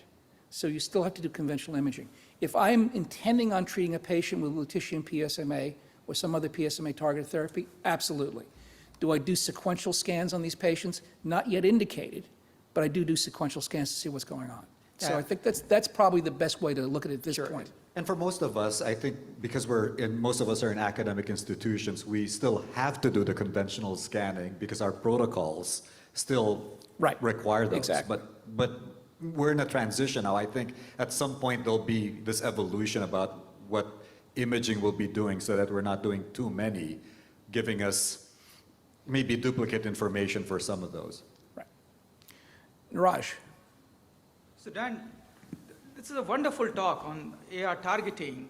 Do you think the field is moving in the direction where patients are progressing on novel hormonal therapies or AR targeting drugs, we do a ctDNA profiling, see which mutation, AR mutations they have, and then order that particular PROTAC inhibitor? Yeah, I think that's going to wind up what's happening. Remember, look at the percentages. Your percentages of patients who have these particular ligand-binding mutations are similar to what you're seeing with PARP inhibitors. You know, it's in that 10 to 20% range. So if that's going to be the case, these are appropriate drugs to give. They're oral, the toxicities are fairly manageable. So I think that we're going to actually start doing that. And in fact, groups like Foundation Caris do report ligand-binding domain mutations. So this is going to be a selection factor for trials in the future. Thank you. Yes. Hi, Dan. Thanks for a great talk.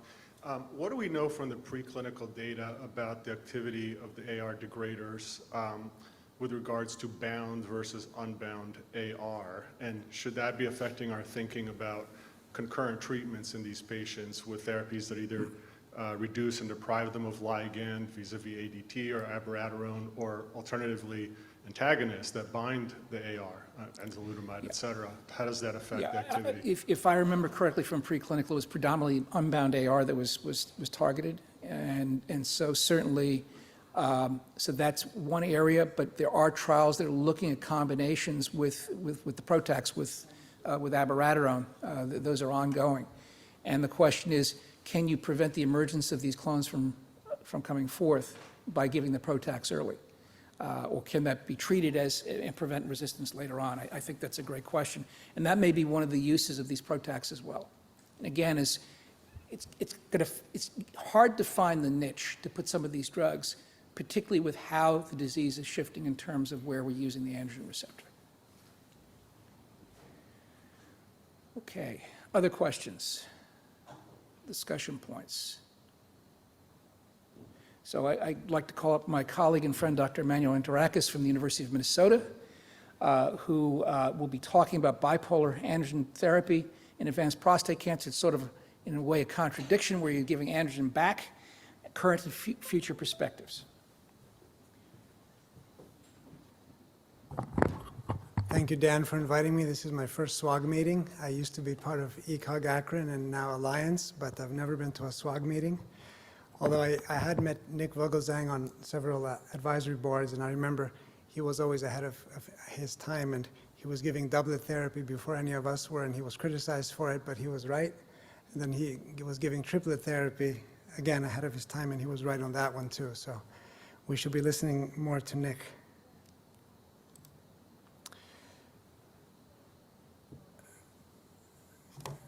So I'm going to talk about the exact opposite of what's been discussed so far. Where's the slide advanced? Did you take that? I don't think it's right. It's the mouse.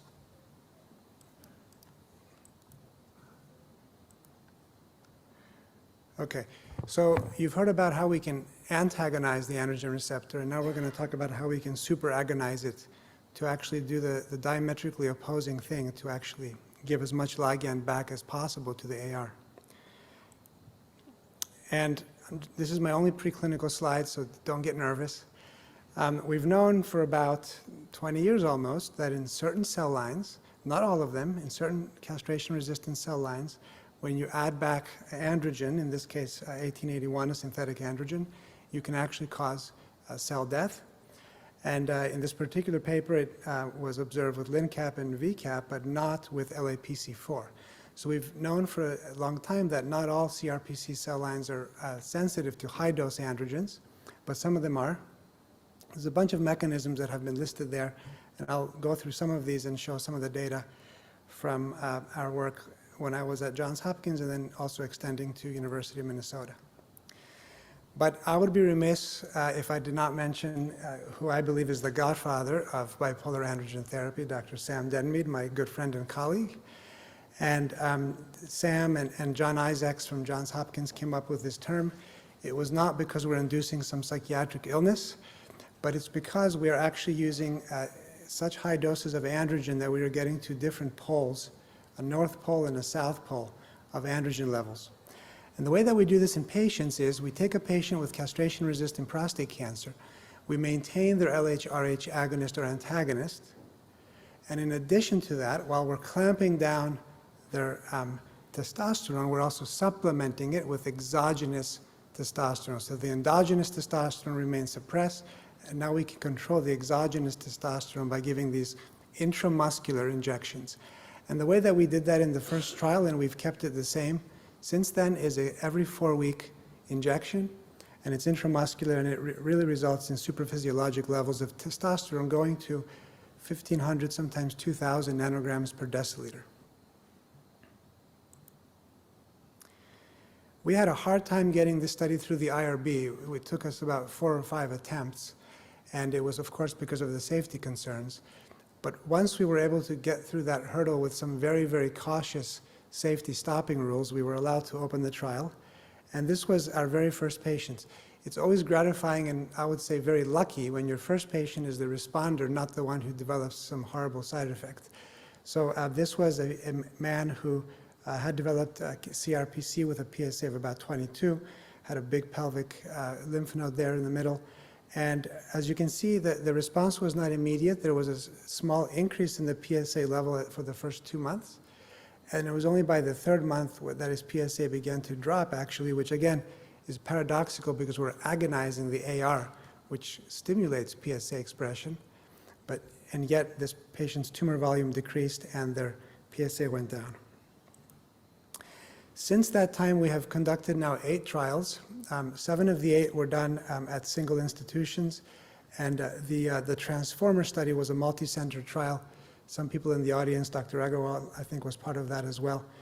And over the last, I would say, 8 to 9 years, we have now amassed about 10 years of data with 400 patients. And I just wanted to start with some lessons that we've learned and then work backwards and show some of the data. So the first question that I'm always asked by colleagues and patients is, when is the ideal time to use high-dose testosterone therapy? And in our opinion, the ideal time is in a patient who is beginning to develop biochemical evidence of castration resistance, but not clinical progression, not radiographic progression, and ideally before that patient is in need of chemotherapy. So we've all had patients who have received ADT or doublets or even triplets who 3 years, 4 years, 7 years later have a PSA that goes to 0 and then begins to climb up. That patient doesn't usually require a change in therapy at that point in time. They're clearly not a chemotherapy candidate. And that might be the patient where you may want to change things up and actually give them a supraphysiological dose of testosterone. The second thing is, what kind of patterns of response have we seen? And there are typically 3 different patterns, and they each occur with about 1/3 frequency. So if you look at the orange lines, those are patients who receive the high-dose testosterone and their cancer does not respond at all.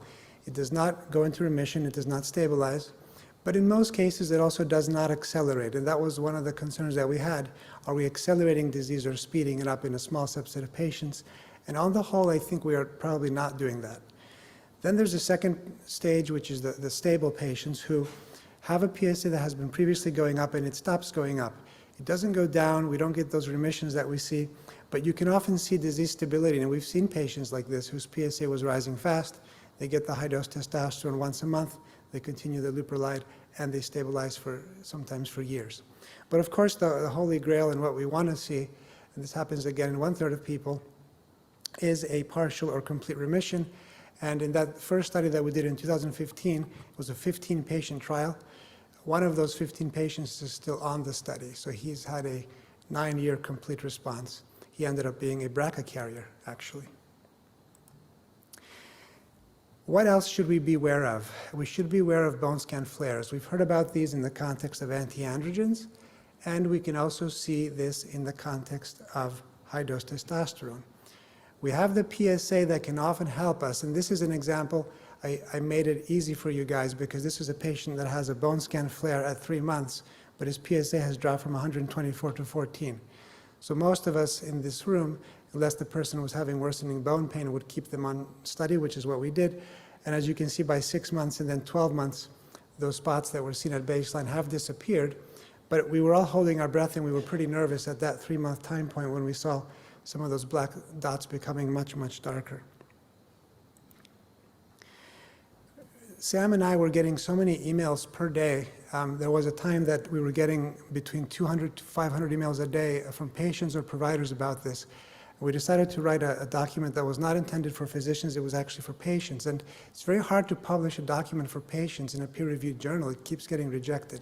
So we published it in Sam's journal. He's the editor of this one. It was peer-reviewed. It was peer-reviewed, but we thought this was a useful resource. And now when we get those emails, instead of sitting and responding to the exact case, we just send them the paper. And again, this has some pitfalls and some lessons and pearls that we've learned along the way. Now I want to focus on the transformer study because this is the only randomized one that we've done. And here we did something that was very daring and maybe stupid, which was we thought that we could beat enzalutamide. So if you think about the design of this trial, you're taking your most potent at the time anti-androgen, androgen receptor antagonist, and you're comparing it against your most potent androgen receptor agonist, testosterone. And by doing that diametrically opposing thing, we thought that we could at least tie or beat enzalutamide in a randomized fashion, 200-patient trial. So the first thing that we saw is that the PSA response data was virtually indistinguishable in the two arms. So we saw 28% PSA 50 responses with the bipolar androgen therapy and 25% numerically similar. And so at the very least, we are seeing as much activity with bipolar androgen therapy as we are with enzalutamide. And we had a patient early on in this study that had a paired biopsy, a baseline metastatic biopsy of a CRPC lesion and a 3-month later second biopsy of a same or similar lesion. And this was very striking to us, and we really did not expect to see this. And I have to say, it was stunning to our pathologist, Angela DiMarzo. And what you see is, despite the fact that you are giving androgen back at supraphysiologic levels, at the protein level, the androgen receptor virtually disappears. So the AR protein goes away. So there's a negative feedback loop whereby at the protein level, the AR goes down, and not just in a mild fashion, in a very, very dramatic fashion. And I'll show you later on, this was not just a one-time artifact, it occurs repeatedly. Now, the Transformer study was a negative trial. We tried to get this published in the New England Journal, and they said we can't publish negative studies no matter what you think of it. So JCO was more lenient with us. But it was negative because both the PFS endpoint and the OS endpoint were negative. You don't even need to know which color is which arm because they're both overlapping. But one interesting thing about this trial is there was a built-in crossover. So patients who were randomized to enzalutamide, if their disease progressed, could cross over to bipolar therapy. And inversely, patients starting with bipolar androgen therapy who progressed were able to cross over to enzalutamide. I want to draw your attention to the waterfall plots on the left. So the red bars are patients who were randomized first to BAT, then progressed and then crossed over to enzalutamide. The response to enzalutamide after having an intervening therapy with high-dose testosterone was 78%. So recall that when you use enzalutamide immediately, you have about a 25% response rate in this trial.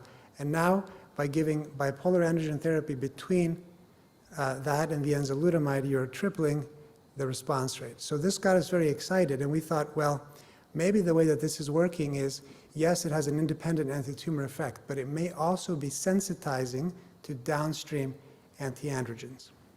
When you look at the PFS2, we've all become accustomed to looking at these now, and I have to say, I've always been a naysayer. I pretty much ignore the PFS2 slide.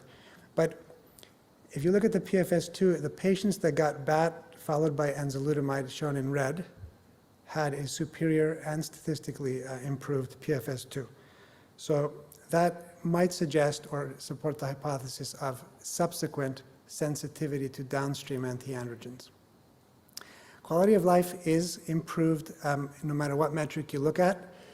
This was the SF-36 questionnaire: physical functioning, energy, fatigue, emotional well-being, sexual desire, orgasmic function.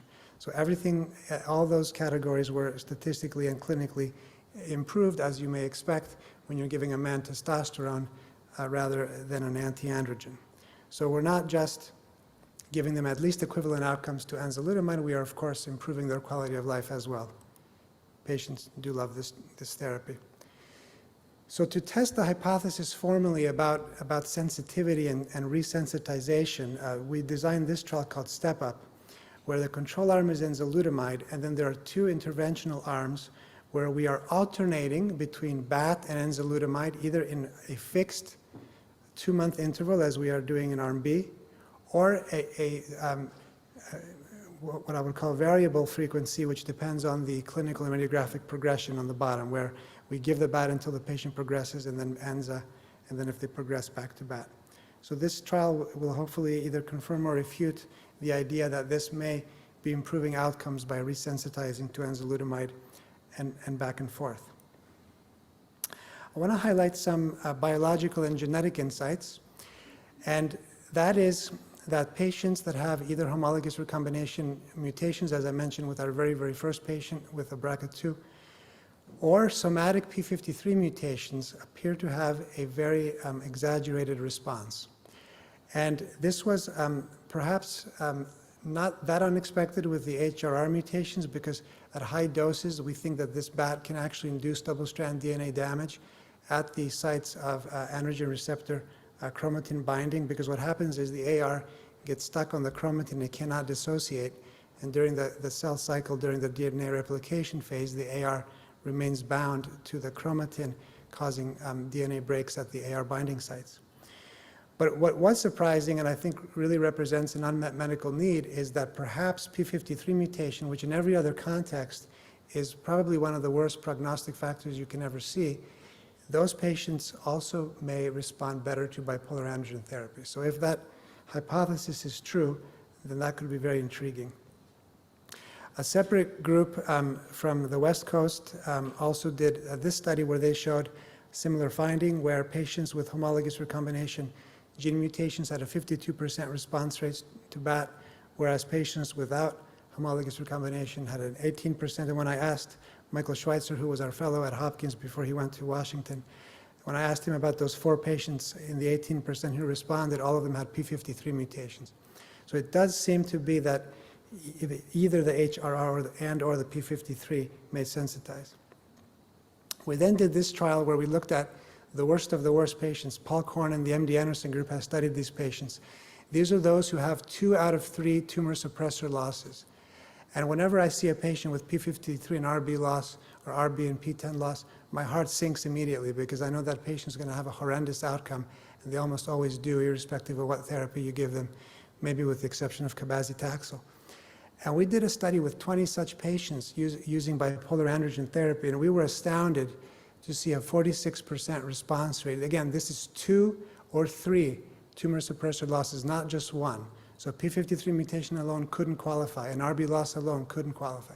So you have to have 2 or 3 of those tumor suppressor losses. And we saw a median survival of 34 months. That's 2 months shy of 3 years, 34 months with these patients with bipolar androgen therapy and 46% response rate. So this was, at least to me, one of the most astounding things I've ever seen. We also wanted to see whether there was any synergy with immune checkpoints. We reached out to all the companies that had an immune checkpoint inhibitor, and we worked with the one that was willing to give us their drug first, and it happened to be nivolumab.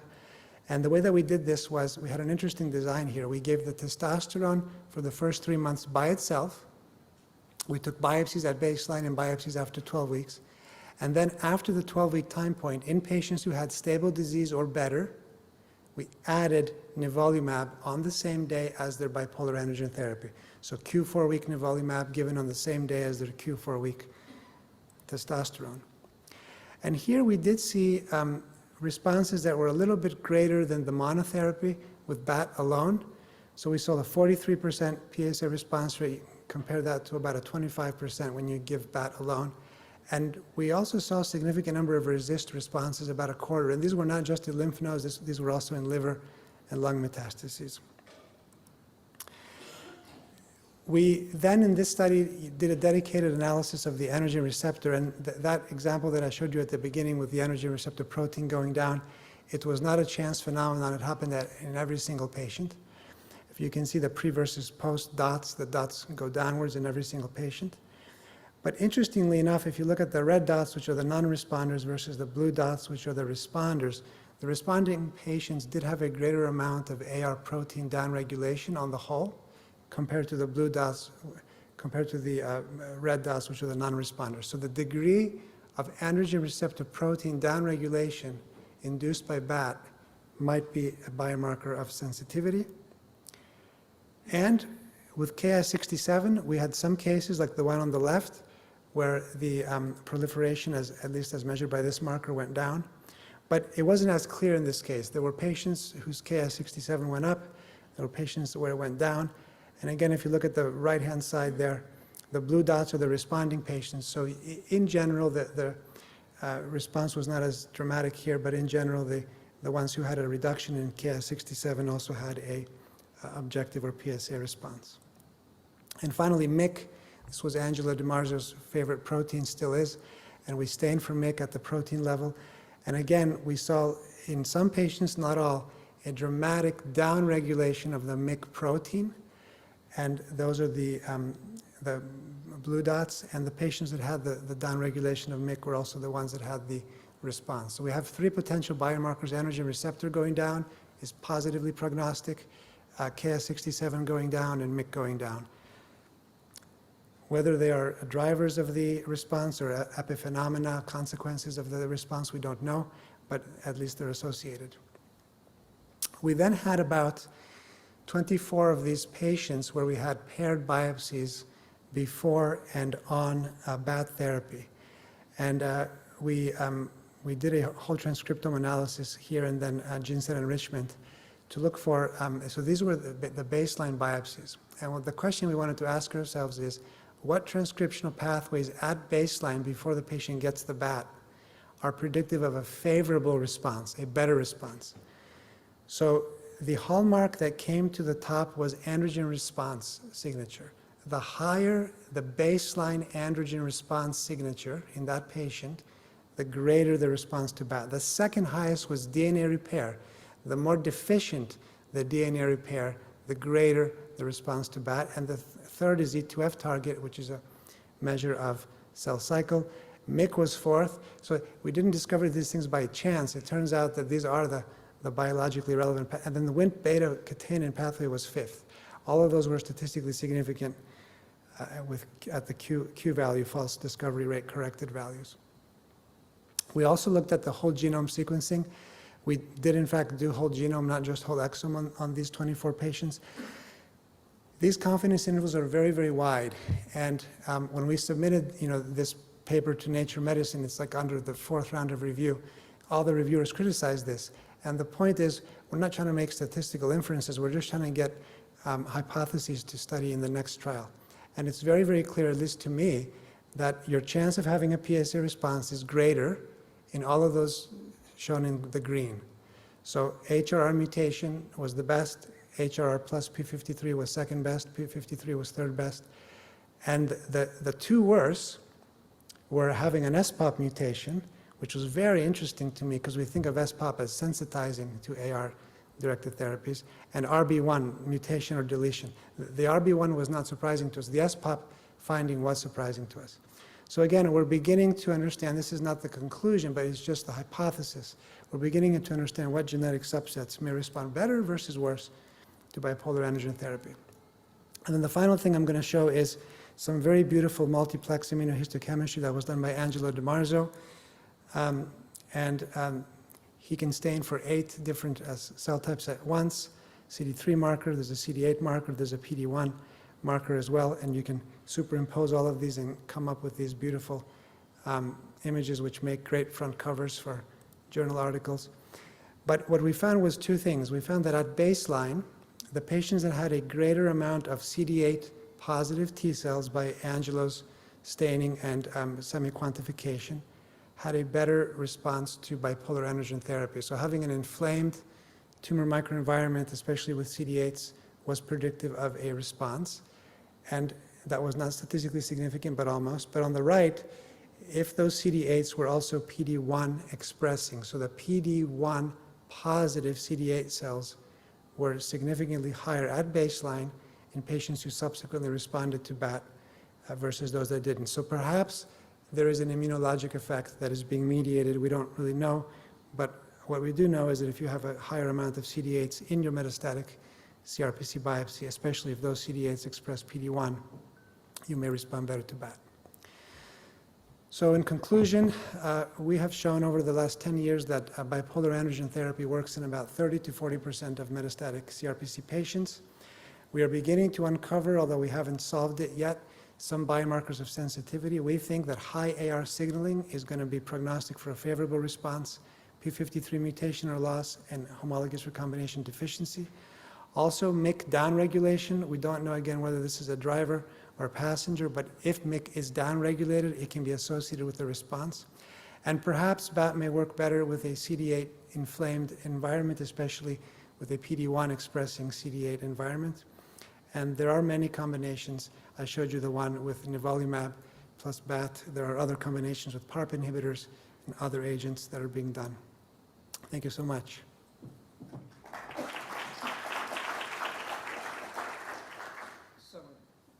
Let's open up for questions.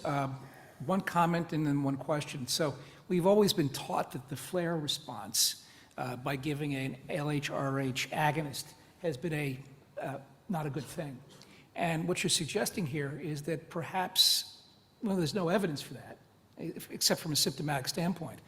But by actually having that flare initially, you may actually cause some downregulation of the androgen receptor. Has it actually been looked at in any preclinical models? I don't think it's been looked at. Dan, I don't know if the mechanism of the flare is the same. You know, we did not have the foresight to check LH levels. Mm-hmm. And as you know, the flare with LHRH agonists is because in the short term, the LH level goes up, right. Whereas with an antagonist, it goes down. And I don't know if in that patient that I showed you, his LH level was high. There's no reason to think that it would have been. In fact, you probably would have expected the opposite. Maybe there was a suppression. This is almost like the George Costanza type of prostate cancer work. You just take the opposite. And in fact, we saw a great talk from Niraj before. Now, it may actually be interesting from the standpoint of the androgen receptor. If you're downregulating the androgen receptor with BAT, perhaps this may be a good combination to try with a PARP inhibitor. And certainly, it may actually be more effective than giving the next generation anti-androgens alone. Yeah, there is a trial, I don't know if Michael Schweitzer is in the audience, that is being run by Michael Schweitzer of olaparib plus BAT. Yes. Great talk, thanks. I had another question about mechanism, and I might have misheard when you said this, but I thought you said you, in 24 patients or whatever, you actually had pre and post tissue. So do we have any data yet, RNA-seq data, ChIP-seq data, to get a sense of the differential, transcriptional activity of AR when you go high and go low like this? Because, again, in terms of what's driving these responses? I was hoping you weren't going to ask me that. So the first author of our paper that is under 4th revision is Mark Murkowski, assistant professor at Hopkins. He did not give me permission to disclose those because he thinks They're very hot data, and he doesn't want those to come out before the paper. But maybe we can talk privately after some drinks. Benjamin. Great to see you out here, Manuel. So a couple of questions. Do you offer this now to patients off trial? And if you are offering it, whether it's a standard of care patient or you're trying to select patients for your trial, are there clinical characteristics that you use to try and select out those patients that may not have really an androgen-driven disease? Well, it might surprise you to hear that I don't usually offer this off trial unless there are very specific circumstances. And there might be, private practice oncologists who are doing this more off study than I am even. Of course, we always try to look for a trial that incorporates BAT if we have one available, or other trials that the patient might be eligible instead of just giving them off-label BAT. The clinical characteristics are, a lot of them make sense, a lack of symptomatic progression. So you do not want to be treating a patient that has bone pain, especially not bone pain that's requiring narcotic analgesics. You do not want to be treating a patient that has a big osteolytic lesion in a weight-bearing joint like a femur or a cervical spine. You do not want to be treating a patient that has a big pelvic mass whereby if you made that bigger, you could clip his ureters and cause obstructive renal failure. So these are who not to treat. So the ideal patient to treat, again, as I mentioned at the beginning, is someone who's newly developing CRPC for the first time. They're not like fourth line CRPC or fifth line. Those are most of the emails that I get. It's the fifth line CRPC patient that has failed everything, who's got 8 out of 10 bone pain and is taking like 60 milligrams of oxycodone Q4 hours. No, not that guy. But the patient that has received doublet therapy or triplet therapy, maybe upfront or sequentially, has had a long response, their PSA has gone to 0 or close to 0, it's beginning to trickle upwards, they don't have any radiographic progression of disease, their symptoms are stable, and they perhaps want to try something before going to that first taxane agent or before going to that first clinical trial. Now, with the advent of lutetium PSMA, I bet that a lot of patients will be preferring that, as opposed to this. But, a patient with MCRPC, they get their lutetium or they get it up front. Now they're progressing again for the first time. PSA is 2 or 3 or 5, no bone pain, no radiographic progression. That would be the patient. Thanks. One follow-up question. So do you use visceral metastases, particular liver, as a criteria? It was never an absolute exclusion, although it made all of us nervous. I think in our first trial, if the liver met was more than 3 centimeters, it was not permitted, but in the subsequent trials, we took that exclusion away. We have seen responses in liver mets, and some liver metastases are very androgen receptor driven, although many of them are not. Thanks. Hi, Manuel. Great talk. I have 2 questions. One is, have you seen dose escalation related responses? Is there a certain dose that we need to get to? We had a problem that we created, which was in our very first phase 1 study, we empirically selected a dose. And because it worked in that study, we never did a subsequent trial to see, is that dose too high, too low, or just right? And I remember when we designed the second study, we were talking with Sam Denby, should we go, also the interval, should we do a 6-week interval, should we do a 2-week interval? And when we were presenting that to the IRB, they said, well, you really should stick with what you did in your phase 1. And then we got to our phase 3 study and they said, well, you should really do exactly what you did in your phase 1 and your phase 2. So in humans, we have never tested different doses. We have tested different formulations. So we were using testosterone cypionate. There's another one which is called testosterone enanthate. And the equivalent of 400 milligrams of testosterone cypionate is 500 of testosterone enanthate. So in other settings where the cypionate is not available, we have allowed swapping it with enanthate at the equivalent dose, but we have not done like 1,000 or 2,000 or 6-week interval or 8-week interval. Yeah, maybe in those suboptimal responders, something to think about. The other question was for hormone-sensitive disease, for the inadequate PSA response or suboptimal PSA responders, have you considered exploring this? We did a study, it was called the Batman trial. It was Michael Schweitzer and Sam Denmead. And that was the only study that we ever did where it did not work at all. It did not work at all. And the reason probably is that we have not given the androgen receptor enough time to overexpress itself, to amplify itself, and to crank itself up. And you do need a cranked up, overactive AR for this to work. If the AR is still suppressed at the transcript and gene and protein level, it may not work. And it actually might make the disease worse in that setting. Yeah, thanks. Hey, Manuel, great talk. Really fascinating. So quick questions about when you're looking at the immune parameters, were you looking from the tumor microenvironment or from the peripheral blood? Because as you know, prostate tumor is not that inflamed. We were looking at metastatic CRPC biopsies. So we had 24 paired MCRPC biopsies. They were either bone, lymph node, or liver. And we were quantifying the cells by immunofluorescence in the biopsies. I see. Do you see any, so with the repeat biopsy, do you see increased infiltration of the T cells or any other changes you see with this PAT? There was a slight numerical increase, but not a statistical increase. So it was really the baseline level that was already there for whatever reason in that milieu, which was more prognostic. But it was not that the BAT further increased the infiltrate. Just another quick comment. Actually, actually one of our urologists, Isaac Kim, who was, he moved from CINJ. Actually, he also looked at the macrophages too, and actually he was seeing some maybe M2 polarization with the high dose testosterone. So I think with that, we are actually thinking about doing another IIT off of that data as well. And then quick questions about the PAT troops. When you see this bone flare, do these patients get symptomatic? Yeah. So. When you give high-dose testosterone, you do get what we think is a cytokine release at some level as well. And we think that there is a flare. Paradoxically, it appears to be a joint pain flare.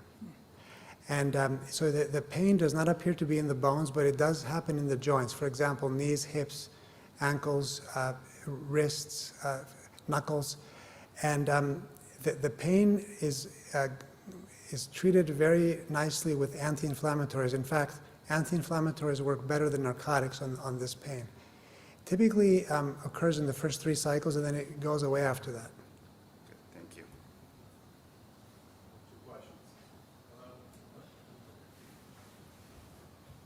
Your AR changes. Do you know what happens at peak and at trough? And then the other question is, do you have any data on what BAT does to PSMA expression? We don't have data on peak and trough because those data were collected from metastatic biopsies. And we did that only at baseline and after 12 weeks. So we do not know what happened after 4 weeks, 8 weeks, and 24 weeks. The PSMA question, we have not stained for that, although we do have RNA-seq data from these patients, so we could answer that at the transcript level, but not at the protein level, and we have not done that yet. Hi, great talk. 2 questions. Is there any evidence of BAT working in a ARV7 dominated cancer patient? And the second question is, your first slide, or amongst your first slides, you showed LAPC4 being resistant to R1881 being super physiologic. Do you know the mechanism of action for that? So in the Transformer study, we measured ARV7 at baseline and at various time points for every patient. And we clearly saw some responses in the ARV7 positive patients. But if you look at overall, the progression-free survival and overall survival in both arms, including the BAT arm, it was inferior for those who expressed ARV7. So yes, we saw responses occasionally if it was present, including in patients where it was predominant. But in the whole population, in both arms, the ARV7 prognosis was inferior for both cases.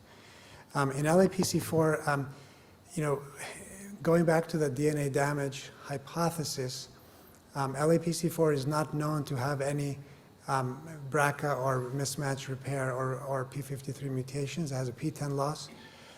So perhaps that cell may not have the milieu to undergo DNA damage. In other words, it's DNA proficient. Great talk, great questions. Manuel, thank you for coming from Minnesota. And last but not least, Dr. Paul Korn is going to be talking about aggressive variant prostate cancer, the MD Anderson experience. Paul is a professor in the Department of GU Oncology, Medical Oncology at the University of Texas, MD Anderson, and he's the department chair and interim for the GU group at MD Anderson. Good morning. I'm really delighted to be here to talk in honor of Nick. I was an internal medicine resident at the University of Chicago when he was my attending, and so he was one of the main reasons I went into oncology. Such a delightful guy and really the best off-service dinner of any attending I've ever met. And he's always very supportive of this work, so I'm grateful to be here. How does this, I apologize. Just click the mouse. Just click it on the left click. There you go. Sorry, no disclosures today. So as has been discussed this morning, we all know that prostate cancer is a very heterogeneous disease. There's clinical heterogeneity, so patients might present with the same PSA, Gleason score, disease volume, but they have a variable response to therapy and prognosis. There's pathologic and molecular heterogeneity, which I'll talk about, but it really leads to this idea that prostate cancer is really not going to be a one-size-fits-all treatment. And today I'm going to focus on the aggressive variant prostate cancers, which are really a subset of a group of tumors that are referred to, as you heard this morning, as being AR indifferent. And as the name implies, these are very aggressive tumors that are typically resistant to second-generation AR targeting agents, again, of the ilk we've heard about this morning, abiraterone and enzalutamide. They're very clinically aggressive and lethal with few treatment opportunities.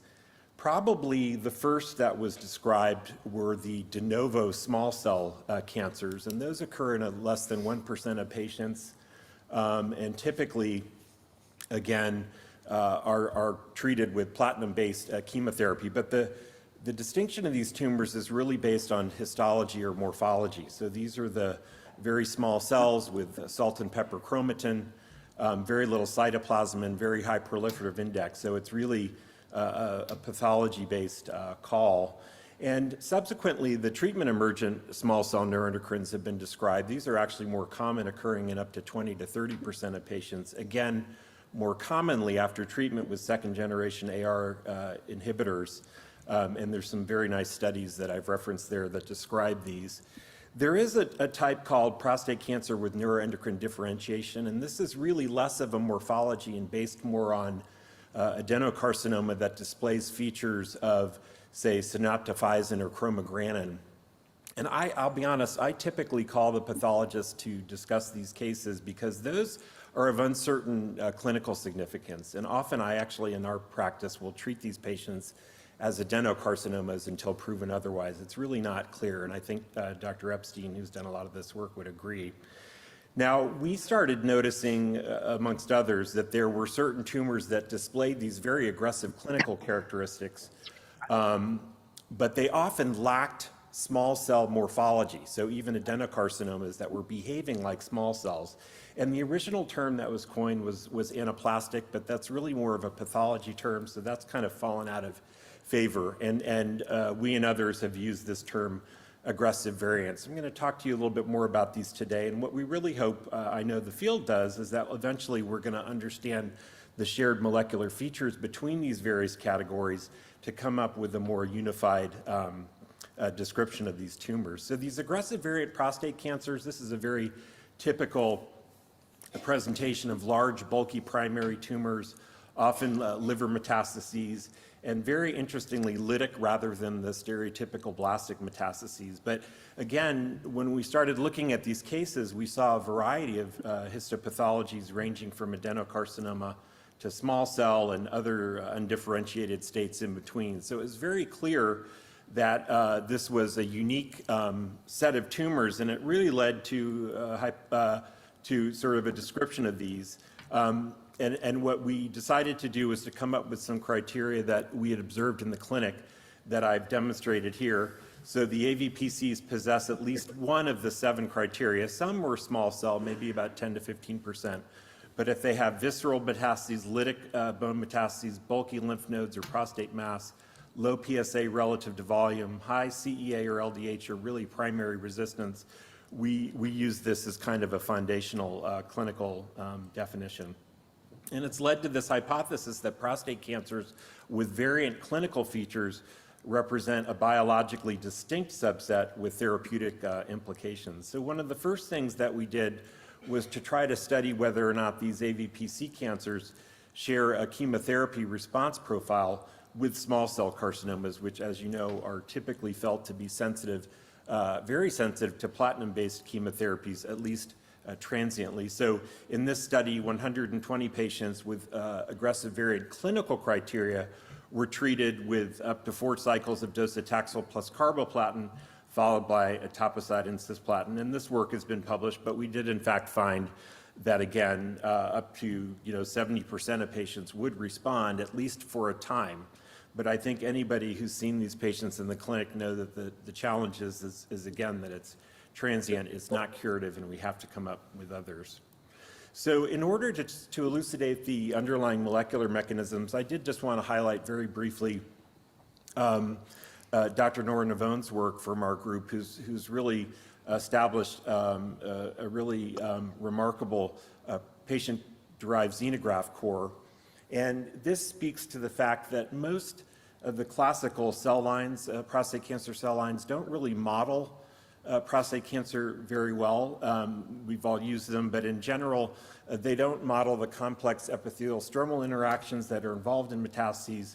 As an example, most cell lines will create lytic rather than blastic when injected, even orthotopically. So a lot of groups have been very interested in developing prostate cancer xenografts that have been described, and they have some advantages. They tend to faithfully replicate both the pathology and molecular state of the donor tumors, and so it allows us to really do almost co-clinical studies where you can do small clinical trials literally in patients and mice to try to get insights beyond what you could get from either system alone. They obviously have their advantages and disadvantages.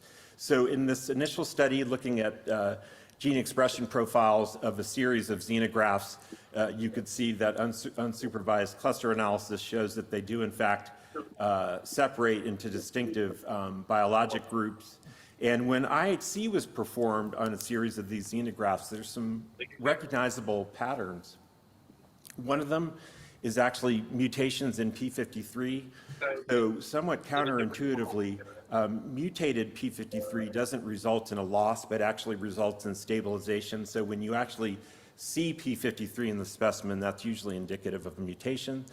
These cancers often display loss of RB, and additionally, you see loss of AR, upregulation of neural differentiation genes, loss of cyclin D1, and upregulation of mitotic genes, again, reflecting their very high proliferative index. And so, again, in some published work, Dr. Aparicio really studied a larger set of human samples and PDXs, looked across various publicly available data sets, and essentially came on this tentative initial justification for a signature that the AVPC tumors tended to have loss of tumor suppressor genes, P53, P10, and RB1, and we define these tumors if they lacked at least 2 of these tumor suppressors. And that has been the working definition that we've tried to put forward in our own clinical trials. So we've been spending a lot of time actually trying to define these not only for ourselves but for other investigators. We have just here definitions of the AVP signature by IHC and through commercially available platforms.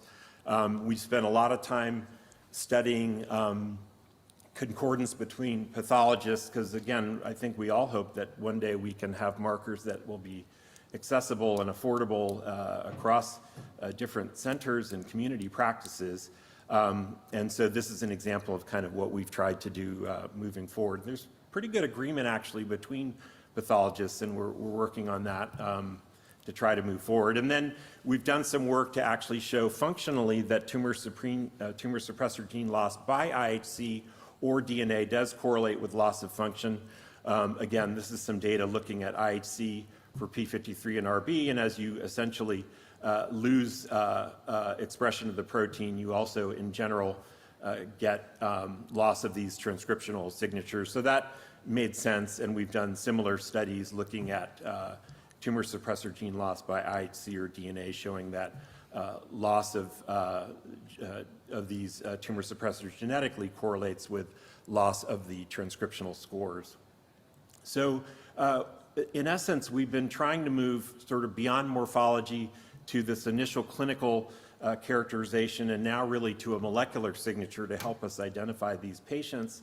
And there's been a lot of work, which I'll touch on in a moment, linking these events to very significant biologic processes in prostate cancer progression, including lineage plasticity, which I'll touch on in a minute.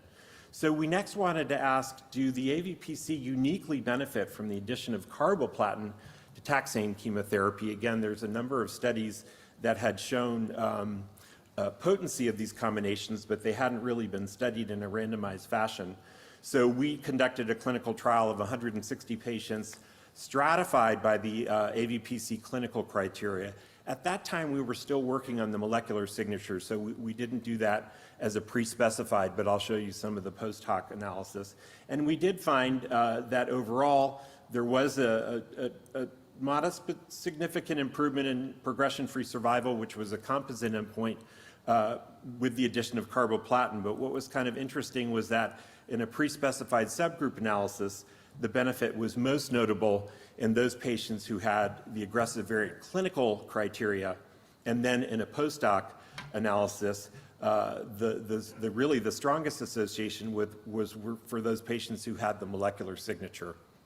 And this is what we're trying to move forward actually in SWOG, which has been wonderful to host us to try to bring this to the phase 3 setting, and we have a trial that's been in development for some time that's moving forward, where we're going to now test cabazitaxel versus cab plus carb, now stratified for the molecular signature. So we hope that will be an advancement.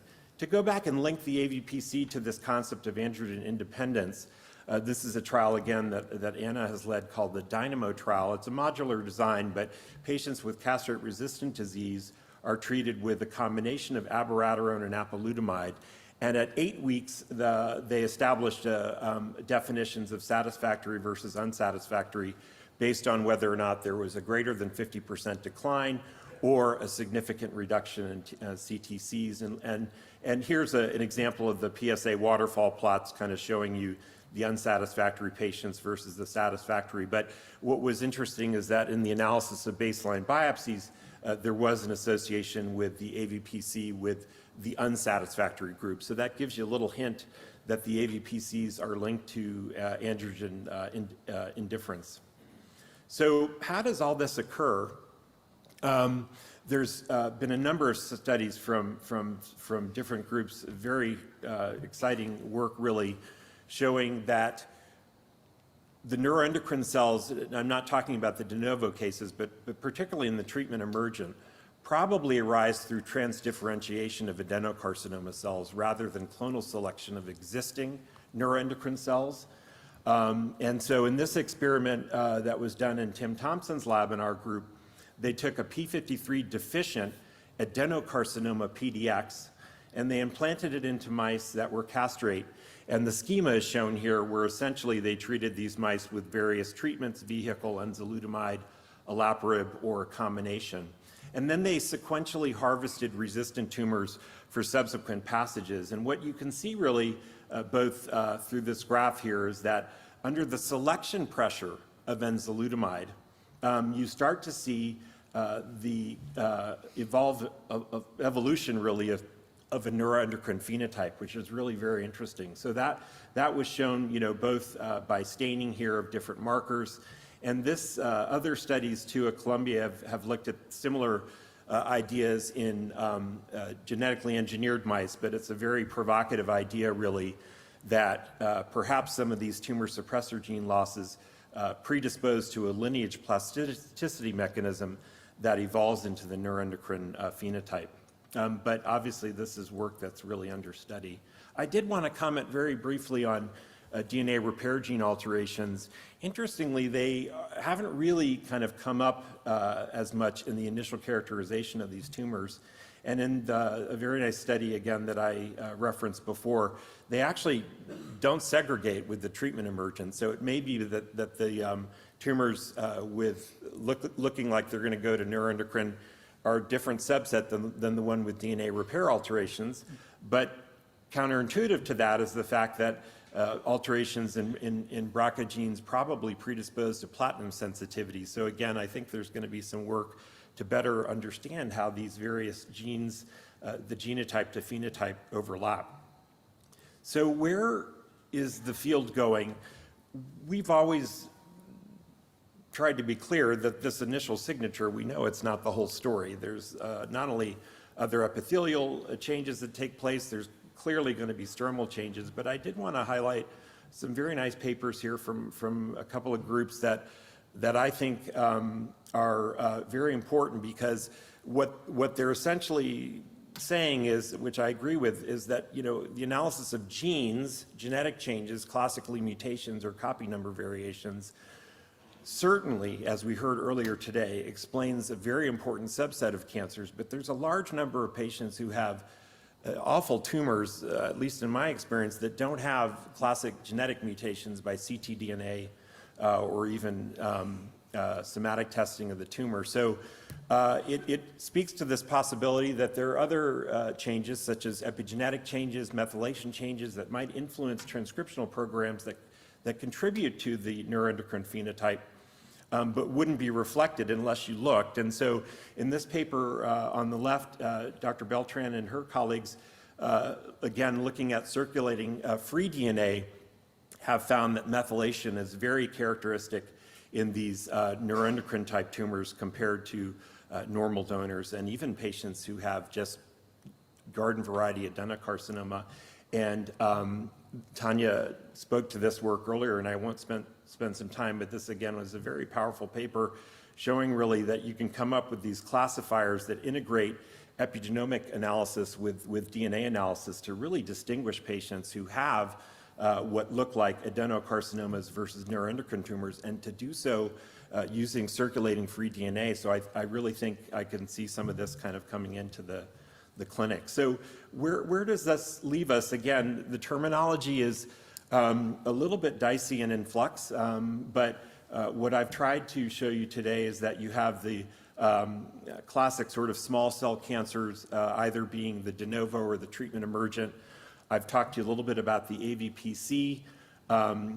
Pete Nelson and others have described this double negative. I didn't speak about that today, but these are tumors that actually lack AR signaling and neuroendocrine markers, and it's thought that maybe they represent a transitory state. But you can see that they all converge on this idea that none of these tumors really respond very well to androgen receptor blocking therapy, and so we have to come up with other therapies. I think certainly the addition of platinum is a modest but clinically important benefit, but we have to do better. So in summary, the AVPC criteria enrich for the androgen in different tumors.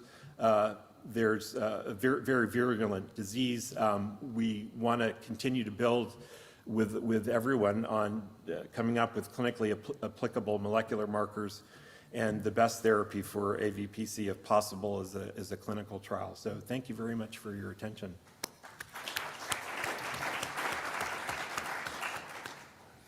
Thanks, Paul. Questions from the audience?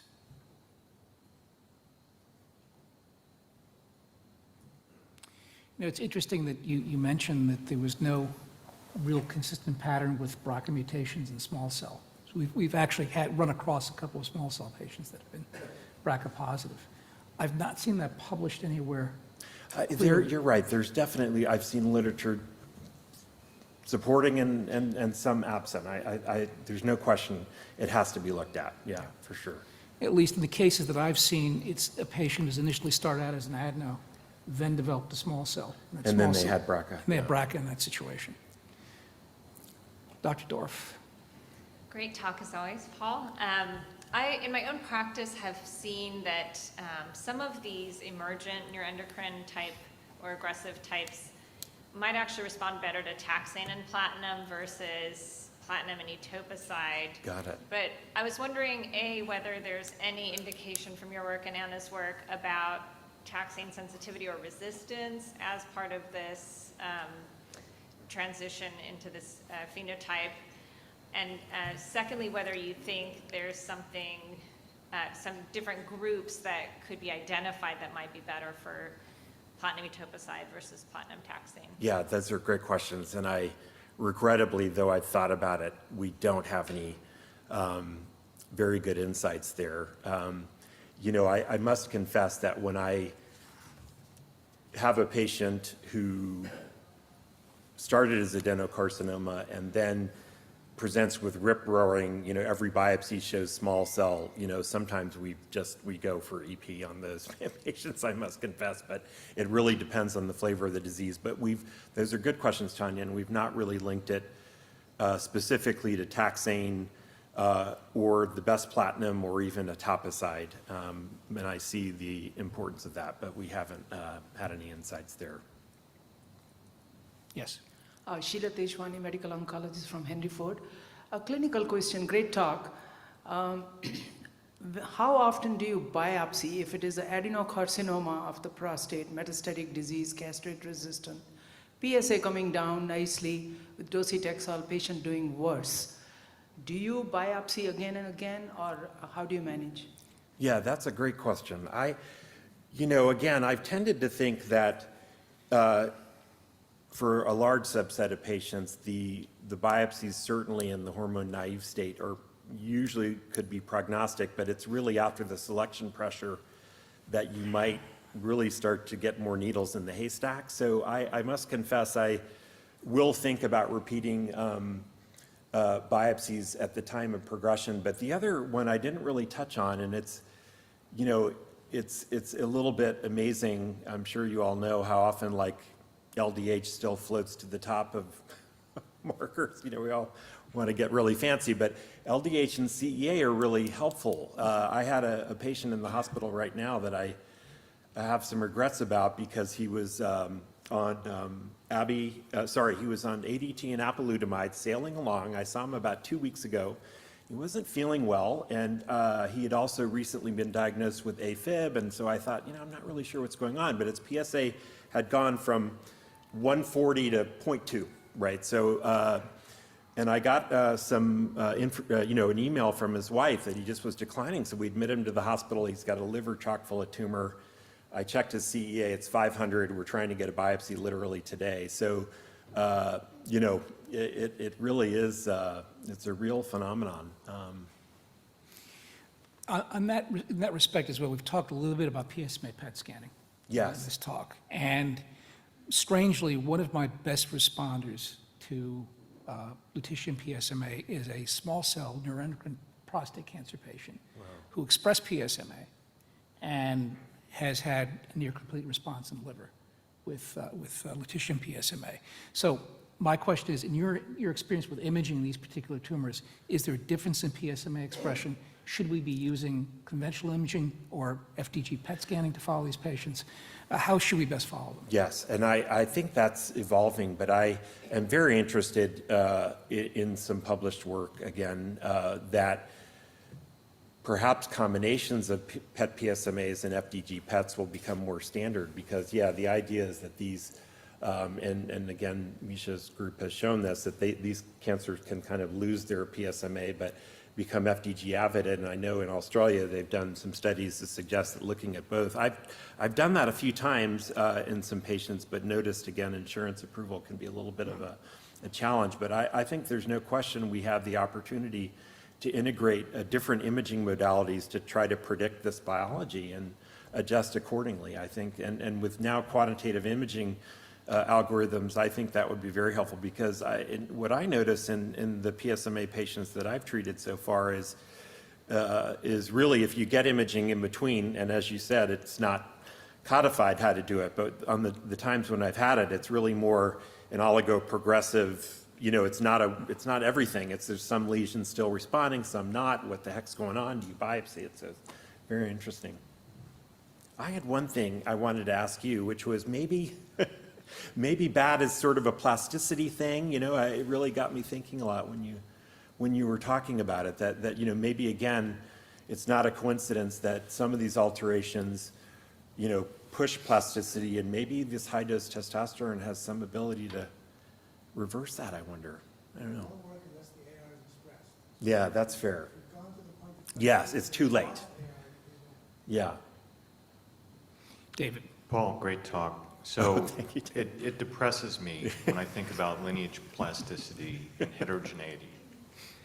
It's comfortable when you have just P53 and RB loss as a driver of small cell, and then things go on that suggest that that's not the whole story. Yeah.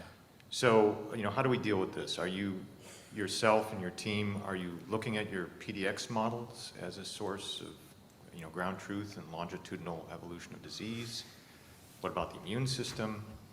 Is there a role for checkpoint inhibitors, do you think, in some of these aggressive variants, maybe taking advantage of some of the changes that are occurring during lineage plasticity? Just thinking about this big picture, what are your thoughts? Yeah, I think those are great points. And we're definitely doing some of that work where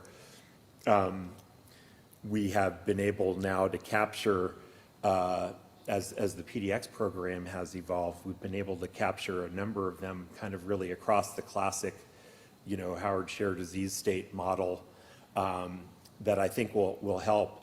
And I think we need to do more work on the lineage plasticity. One of the things that I do think is interesting, though, is I was, you know, maybe 6 years ago or 10 years ago was thinking that the only insights that would be gained really would be a study of the epithelial compartment. But as you know, others have talked about today, there's clearly some things going on in the stroma and metabolic changes, and I think that'll help us understand a little bit more whether you know, the immune microenvironment can be manipulated or metabolic pathways can be manipulated. So we don't have those answers yet, but I think you're right on the money, and we have to do more. We really have to do more. I have a question for the audience. Does anyone in their own practice worry about giving second generations because they think they're going to drive this biology? Anybody? Okay, just checking. Good question. Okay, I'd like to call all of the presenters to the podium. We'd like to have a little panel discussion. Thank you for a great morning, great presentations. I'd like to just thank the Hope Foundation. You could put up the slides that we had given you. So this symposium is supported by the Hope Foundation, and the donors to the Hope Foundation make a difference. We are able to empower the next generation of researchers in SWOG, and here's the site that you could scan to code that to give a donation. There's information on the website looking at the stories that have shaped the Hope Foundation's history. The leaders also have some audios from both the leaders as well as the grantees, and there's also the timeline. And that's important, again, for the Southwest Oncology Group. This has been with us for 30 years. So there's some upcoming opportunities for funding. There's the SWOG Early Exploration and Development Seed Fund. The applications are due in December. That's $50,000 in awards for preliminary research leading to future clinical trials or trial-associated projects. There's the Coltman Fellowship. The application is due next year in March, and it's $50,000 for early career awards for a 2-year fellowship in learning clinical trial methodology and independent research. The IMPACT program will give $250,000 in awards for innovative SWOG research, leveraging resources from trials or translatable data to future studies, and that's due in January of 2024. And the Career Engagement Award, the application is due in March, $50,000 for 2-year support for providing to protected time for mid-career investigators to pursue clinical research. And again, there's the Vogelzang Scholarship Fund, which supports early career investigators with mentorship and travel funding to attend the SWOG group meetings. And this symposium is supported by the Vogelzang Fund through the Hope Foundation, and we hope that all of you will contribute to this particular fund. So, great presentations today. Within our group context and within clinical trials, I'd like to ask everybody what they think would be the most important trial that we could do within SWOG that answers questions about your individual topics. So we'll start with Niraj, putting everybody on the spot. How can SWOG integrate some of these observations that you've made, and what are the trials that you'd like to see done? This is a very tough question. So this is my take on SWOG. We should be doing trials to answer those questions which are not going to be taken up by the industry. So instead of trying to get a new drug approved, we need to be doing trials to compare the treatments like doublets versus triplet, for example, based on biomarker response, and selecting patient population which are not really selected by the industry trials. So expanding the eligibility criteria to real-world population, using existing therapies, and trying to find out which therapy is best for a given patient based on biomarkers and the patient characteristics. So this is my overall view of what trials we should be doing. You know, I think one of the important things about the cooperative groups is that we follow these patients pretty much for a lifetime. And as we saw in SWOG 9921, the mitoxantrone study in high-risk prostate cancer, it took 7 years for the observation to be made that there were secondary leukemias in the mitoxantrone arm, and that led to the early termination of the trial. With these agents, such as the PARP inhibitors, we know that in ovarian cancer, that there are increased risks of MDS and leukemia. So I think from one of the other things that we could also contribute greatly to is looking at the long-term side effects and toxicities. PARP inhibitors, lutetium-based therapy or isotope-based therapy, androgen deprivation therapy. I think that the quality of life is an important issue, and again, studies designed at living longer and living well, I think, are important. Thoughts from the panel on that in your specific areas? It looks like we're going in order. You're going to be next, Tanya. Well, Dan, with respect to BAT, I have been intrigued, and I'm going to combine my answer with Paul's talk, which is these combined tumor suppressor loss patients.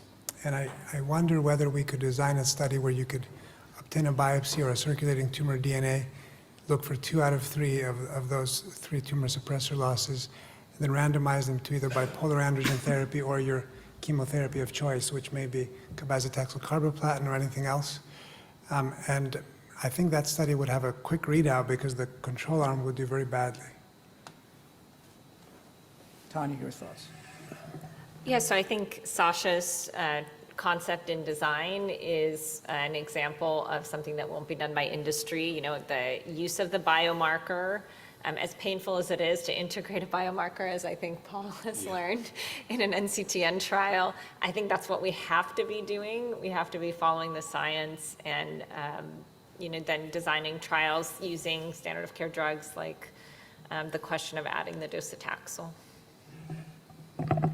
Yeah, I would just really very briefly echo those sentiments. It kind of reminds me that there seems to always be, you know, a difference between the initial celebration of the p-value, you know, that leads to a new drug, and then the actual practice of giving that to our patients. And all the points that have been raised about quality of life or the difficulty of being on these AR targeting drugs somewhat indefinitely, I think is really important. I feel like SWOG has a chance to help us understand how to get the right size treatment for an individual patient. You know, not everybody needs all this intensification, others need more. So I think that's a real kind of sweet spot for us.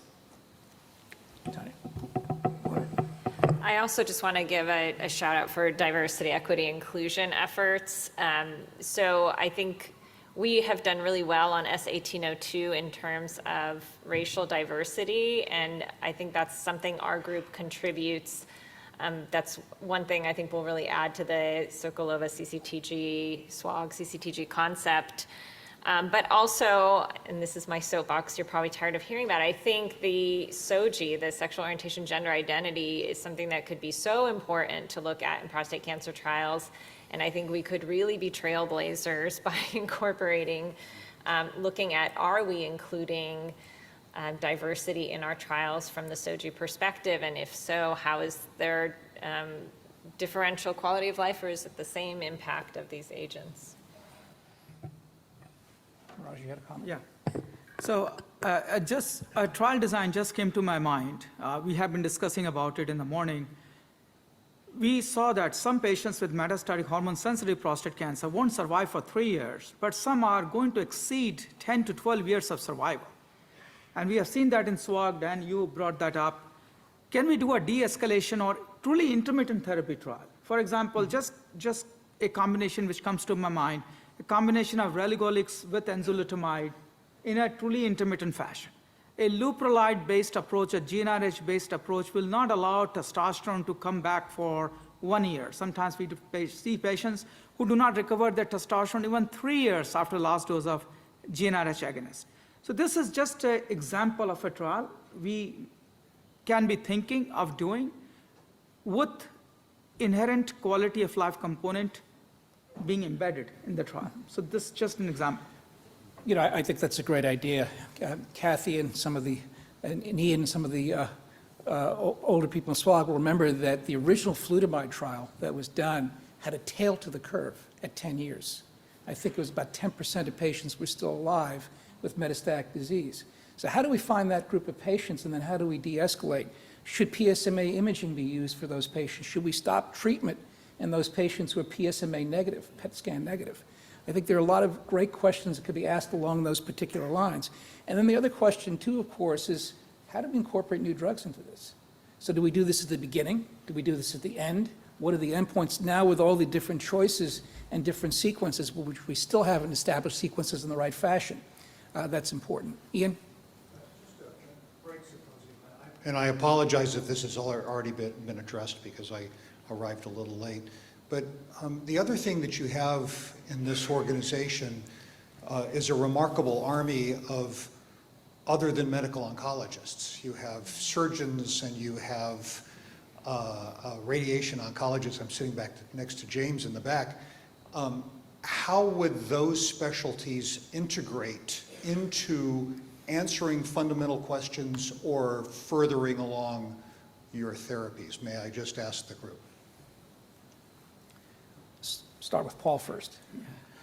Yeah, those are great points, and I think my mind went immediately to the M1 trial really, which for me, this issue of whether or not to control the primary tumor, for example, has just been such an important one in the field. But perhaps just as importantly for me as a medical oncologist is it has, in a good way, put me in the same room with the urologist and the radiation oncologist to have these kind of critical discussions. So I know that I have really benefited from that. And now, as the treatment of oligometastatic progressive lesions comes to the forefront, it's enriched even more. So I can definitely echo the sentiment that the inclusion of these different disciplines has enriched us, and certainly me personally. So that's what I would say. I'll just answer the question in a little different way, Ian. SWOG provides opportunities to people who otherwise won't get those opportunities. I got to lead a phase 3 trial when I was 4 years out of my fellowship. And that was the biggest, and thank you to you and to everyone. And that was probably the most defining moment of my life, of my career. So I think we can expand the umbrella of the leadership when we define leadership of these trials, include junior investigators, mid-career investigators from different specialties in same trials, people focusing on biomarkers, quality of life. It is already happening, but I think we can expand that further and continue to do that. I think that's what we can do, which industry will never do or cannot do. I agree with that. And I think the other thing, too, is now we're becoming more inclusive in the other specialties that we're involving. For example, with the advent of isotope-based therapy, lutetium PSMA, our nuke med docs are more involved now. We communicate much, much better than we ever have about who's the appropriate patient, what are we actually seeing in particular responses, what the real meaning of these scans are. And I know there's a lot of confusion out in the community as to how to use PSMA PET scans. What's the interpretation? some of the red herrings that we see in terms of other metastatic sites or other lesions. So I think that just in bringing as many people to the table as possible, bringing their expertise in, surgeons, radiation oncologists, nuke med docs, pathologists, each has their own different viewpoint. And the fact is that we're trying to improve patient care, and somebody has a different voice at a different time. It needs to be heard and incorporated. Olka. Hi. I totally agree with Neeraj about the de-escalation, and we do need to start looking at the patient population that we can safely do that. Alliance does have a DREAM trial that is just looking at feasibility right now, but I think it may be time to take the next step in terms of de-escalation.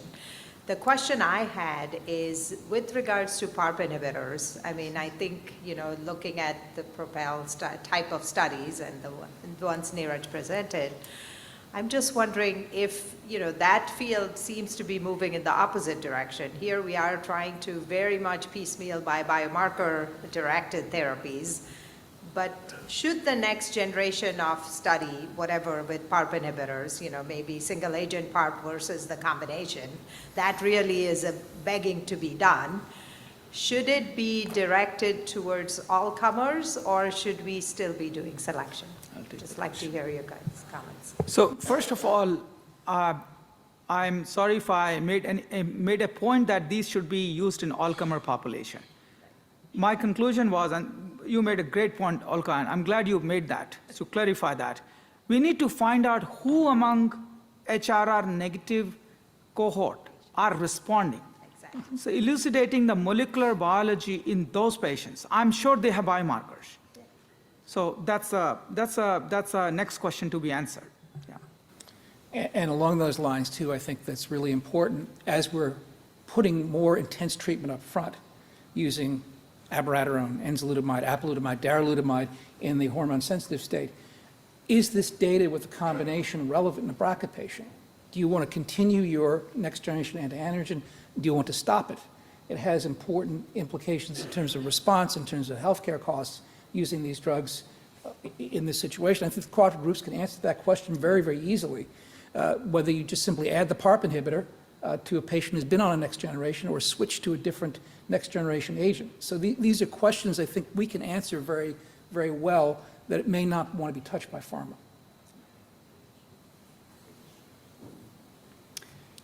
Ulka, the irony is, since I hope there's nobody who works for a drug company here.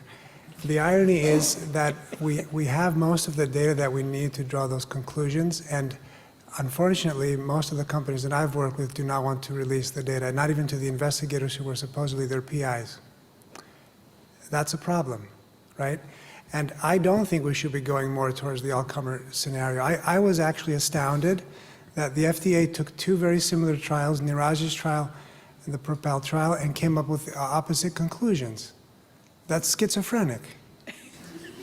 Yeah, so I was just trying to make the point that as we plan studies that industry will not do, how do we go forward from this? Do we still do the unselected patient population, which may make sense, with current evidence, but clearly we need more discovery of better biomarkers to predict in exactly those HRR negative patients who's benefiting.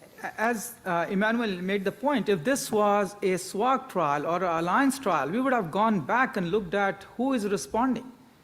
So I think that's a strength we have.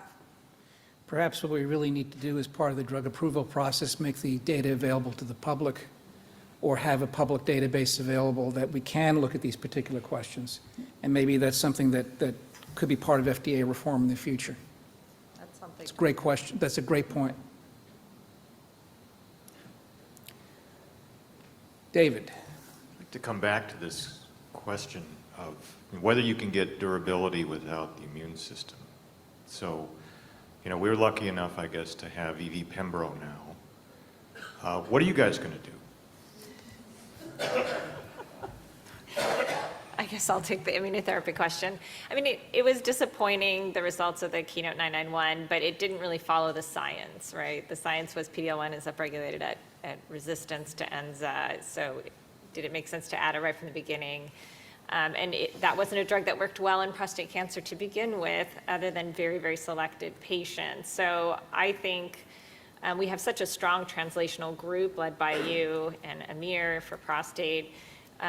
We have to be following the science, and right now I'm not sure there is an immune drug that I would include. I won't go as far as Maha has gone to say, like, should never, but I think, you know, we've been working really hard at looking at bispecific T-cell engagers, looking at CAR T-cell therapy, looking at viruses, you know, all different ways of activating the immune system, because it's not obvious what's going to be the winning strategy in prostate. But once there is, I would love for SWOG to participate in moving it forward. David, I'll answer that in a different way. There's two problems that one can have with immunotherapy. One is you have an immunotherapy that is not toxic but simply doesn't work, and that's what we've learned with Pembro. Or you can have an immunotherapy where it fails because the toxicity cannot be managed, even though you're seeing robust responses. So there have been a number of, I'm not going to point out specific companies, some of these are not yet released, but you know, as Tanya mentioned, T-cell engagers, we cannot call them BiTEs because that's a proprietary name, but let's just say T-cell engagers. They're either targeting PSMA or some other targets. And we have seen, and some of this has been published, very robust clinical activity for some of those. AMG 160, for example, they closed down their program, not because they didn't see efficacy, but they couldn't manage cytokine release. So I think we are getting closer. The CAR T cells, the manufacturing hurdles are, I think, going to be too big to overcome. But the bispecific antibody therapies, if we can mitigate the cytokine release, that will be, I think, the next thing that's going to work in immunotherapy. It's my speculation. Well, in combinations, you know, potentially bipolar, if we can figure out which subsets of bipolar responding patients also happen to be immunogenic. So, you know, looking at what we can learn from some of the work that's already being done to pick out the best combinations to move forward. Yeah, also, the combination of cabozantinib that Niraj has worked with, as well as atezolizumab, two drugs that really don't have great activity separately, but seem to have activity in combination. So I think that, you know, there's more to exploit in this area. Niraj, any thoughts? Yeah, I think there's definitely a scope for immunotherapy, like Emmanuel and Tanya mentioned. And I won't mention on the combination of cabozantinib plus atezolizumab. There was a press release that trial was positive. We are looking forward to see the results in the next one of the future meetings. But I do think immunotherapy has scope in prostate cancer, especially with bispecifics. I do think about one problem which we all face when we are trying to admit this patient for 7 days to 10 days in the hospital. There are no hospital beds available in the country for these patients, or not for these patients, but in general, there's a scarcity of hospital beds.